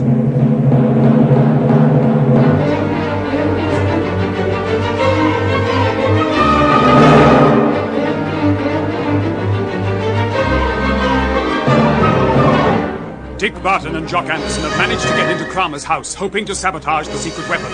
Barton sends Jock outside to fire a berry pistol, giving Colonel Gardner and his men the signal to attack. Meantime, Barton holds Kramer and Thurgood at gunpoint. But Blom has come up behind him and now pinions Barton's arms at the very moment that the attack begins.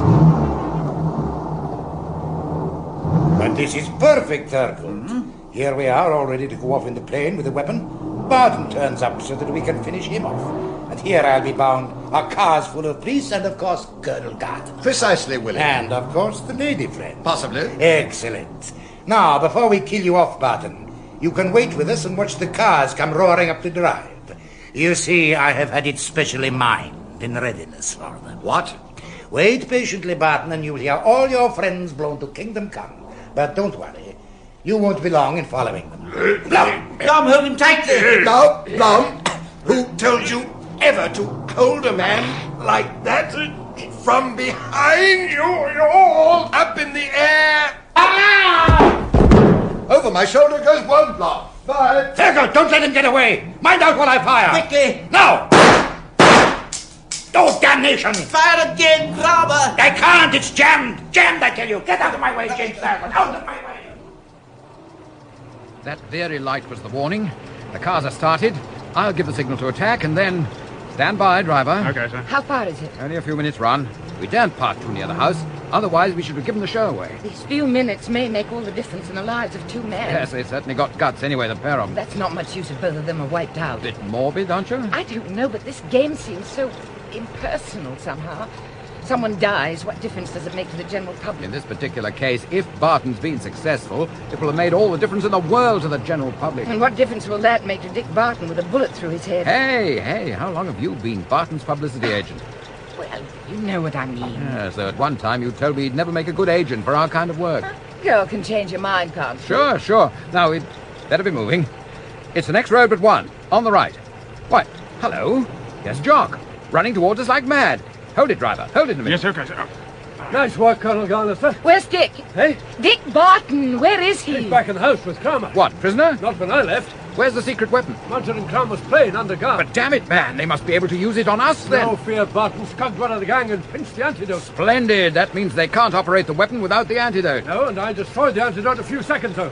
Excellent, Jock. Yes, we know it is, but let's get on. We're wasting time. Right, get in this car, Jock. Okay. Wave the cars behind to follow me. They've all had their instructions. Now for the fun and games.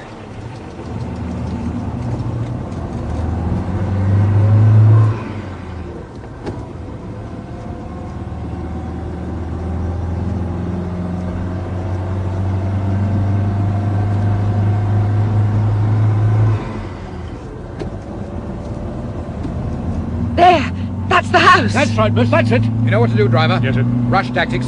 Sweep straight into the drive and rush the house as arranged. Here we go. Here's Mr. Barton, sir. What's he doing? Running towards us. That's all right. He can join us. Let's swing right into the drive. Hey, Barton! What the devil? Barton, you idiot! Dick! The wheel! Swing the steering wheel, man! Here! Barton! You'll have us smashed up! Dick! What the...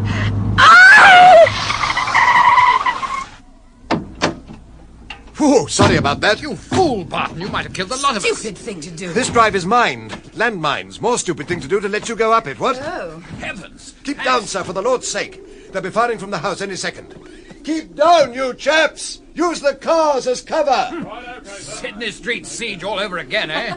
No place for a woman. What do you want to bring her for? Couldn't leave her behind. Well, hope now she's here. She does as she's told. Hear that, Jean? Who's giving the orders around here? Carry on, Barton. It's your show. All your men armed, sir? Yes, mostly with pistols, though. Not much use against rifles. Let him carry on firing for a bit. Keep down, Jean. I've been in these shows before. Well, act as though you have then, and don't keep popping up like a jack-in-the-box. Have you got any rifles at all, sir? Very few. One or two in the next car, I think. Tell you what, Barton. I've got a Piat. What, one of those portable anti-tank cum mortar things? Yes, thought it might be useful. There's a couple of infantry corporals in the next car with it. Just the thing to give the plane a bashing with, sir. Yes, Jock, you're right. And the plane's in that shed over there, the big place. I've got a loud hailer apparatus fixed up in the third car. I'll crawl along to it and warn the people in the house, tell them to surrender. Don't think they will. Well, we give them a chance. There'll be a crowd here soon as well, sir. Issue a warning to the public to keep away. Tell them it ain't an army maneuver. It's the real thing. Good idea. I'll crawl along and tell them. We're fairly safe behind this low wall. Yes, and sir, send the two Piat boys along to me here. They'll have a fairly good line on the house from here. Right. The shed'll be a bit difficult, Mr. Barton. Trees are in the way. Yes, we can try it, though. Or perhaps if we drop one in through the window, that might scare them into surrender. Now, if we could get over Now, into the... Dick! You're a fine one to talk about bobbing up and down. She had you there. One up to you, Jean. Oh, nice shooting, Sergeant. I think I winged him, sir. I think so, too. Hand me a rifle, Jock. Yeah. I don't suppose Willie Cromwell and old Thurgood will show their faces in the window, but you never know. They might. My heart good to get John Cromwell on the sights of a rifle. Me, too. And me. Ooh, listen to old Bloodthirsty here. Regular Amazon, isn't she? Yes, tough guy. Oh, we all know the type. You've described it before. The gangster's maul type, I think you said. Captain of the hockey team and all that. Much more of this, and I shall begin to wish I'd let your silly head stay above the wall. Quiet, girl. Watch this, Jock, my boy. That nasty piece of work who was on the drive is just going to pop his head through that curtain, I can tell. Beauty, sir. Spoiled his good looks, sir. Should have spoiled his interest in most things, I fancy.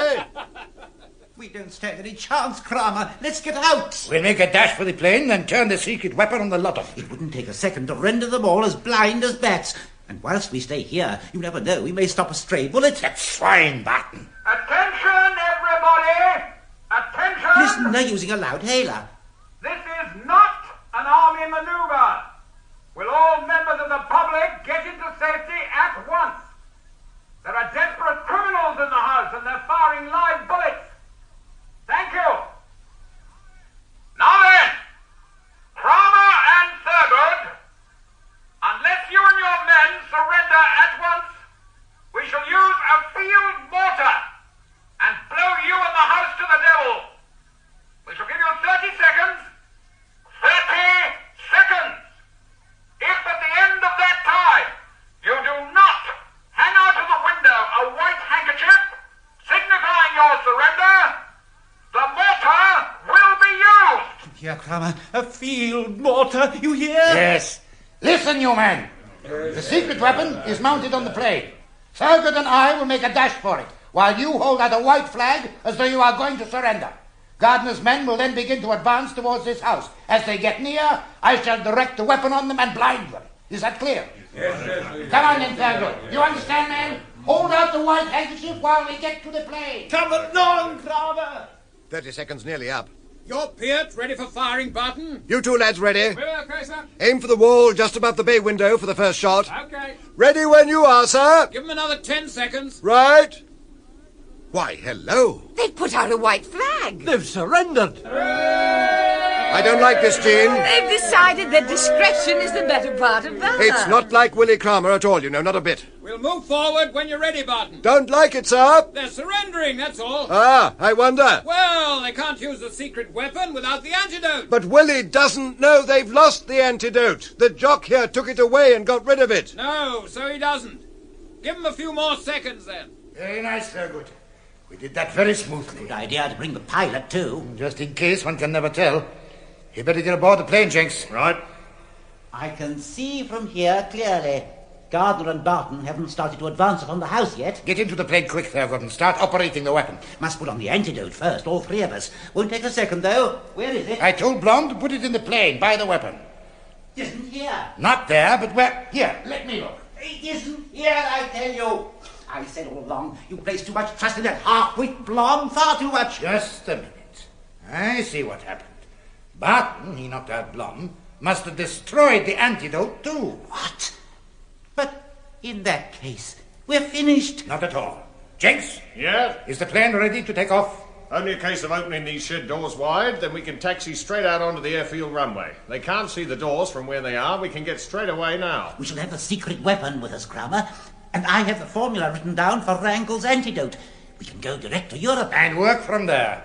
A good idea. I would have liked to settle accounts with Barton and Gardner. Why not? Are the rifles here, Jenks? 2 or 3 in the plane here, loaded, sir. Well, we'll take one each. Then just as friend Jenks is about to start the engine, we'll fire at Barton and Gardner, eh? They won't see you from this shed, and you can just get a nice line of fire from those broken boards there. Splendid.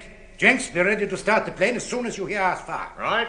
When the Colonel and I move forward, Corporal, don't you two come with us, but at the first sign of any treachery, fire the Piet. Got it? Sir.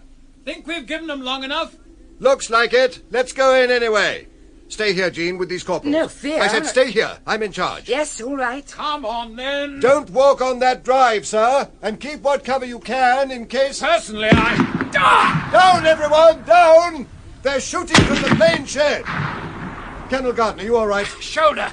The swines. Okay, corporals, fire the Piet!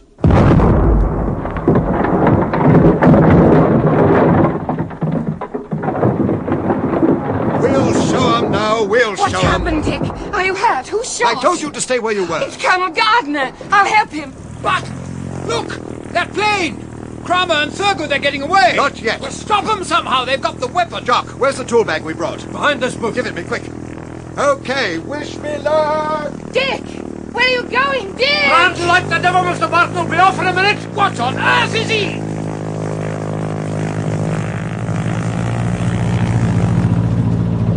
Nicely. We are getting away, Thurgood. That's something. Why aren't they firing at us? Waiting till we're in the air, maybe. Hello, someone running. It's Barton. He'll try to jump on this plane. Fire, Thurgood. You have a rifle? Hurry, Jenks. This time, maybe. He's gaining on us. Hurry, Jenks. Can't go any faster while we're taxiing on this ground. Be on the runway and airborne in a jiffy. Now, Thurgood, he's almost on us. Fire! I got him! Yes! He seemed to thud against the plane as he fell. I'm sure I got him. Look, he's lying on the ground back there. Here we go, sir. On the runway, and we're off.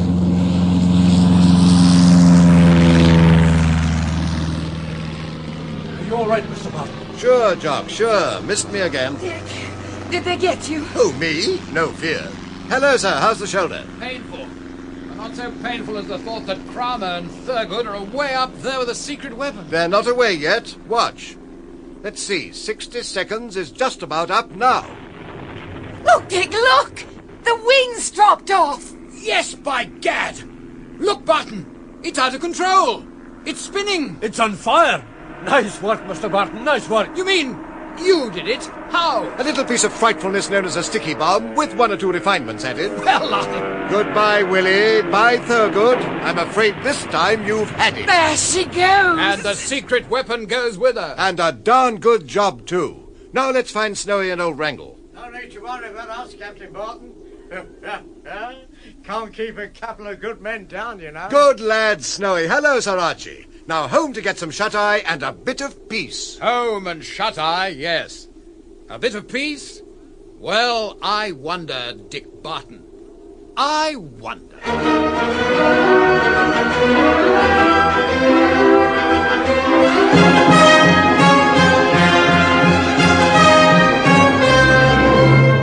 What does Colonel Gardner mean? Will Dick Barton be coming back? Your guess is as good as mine.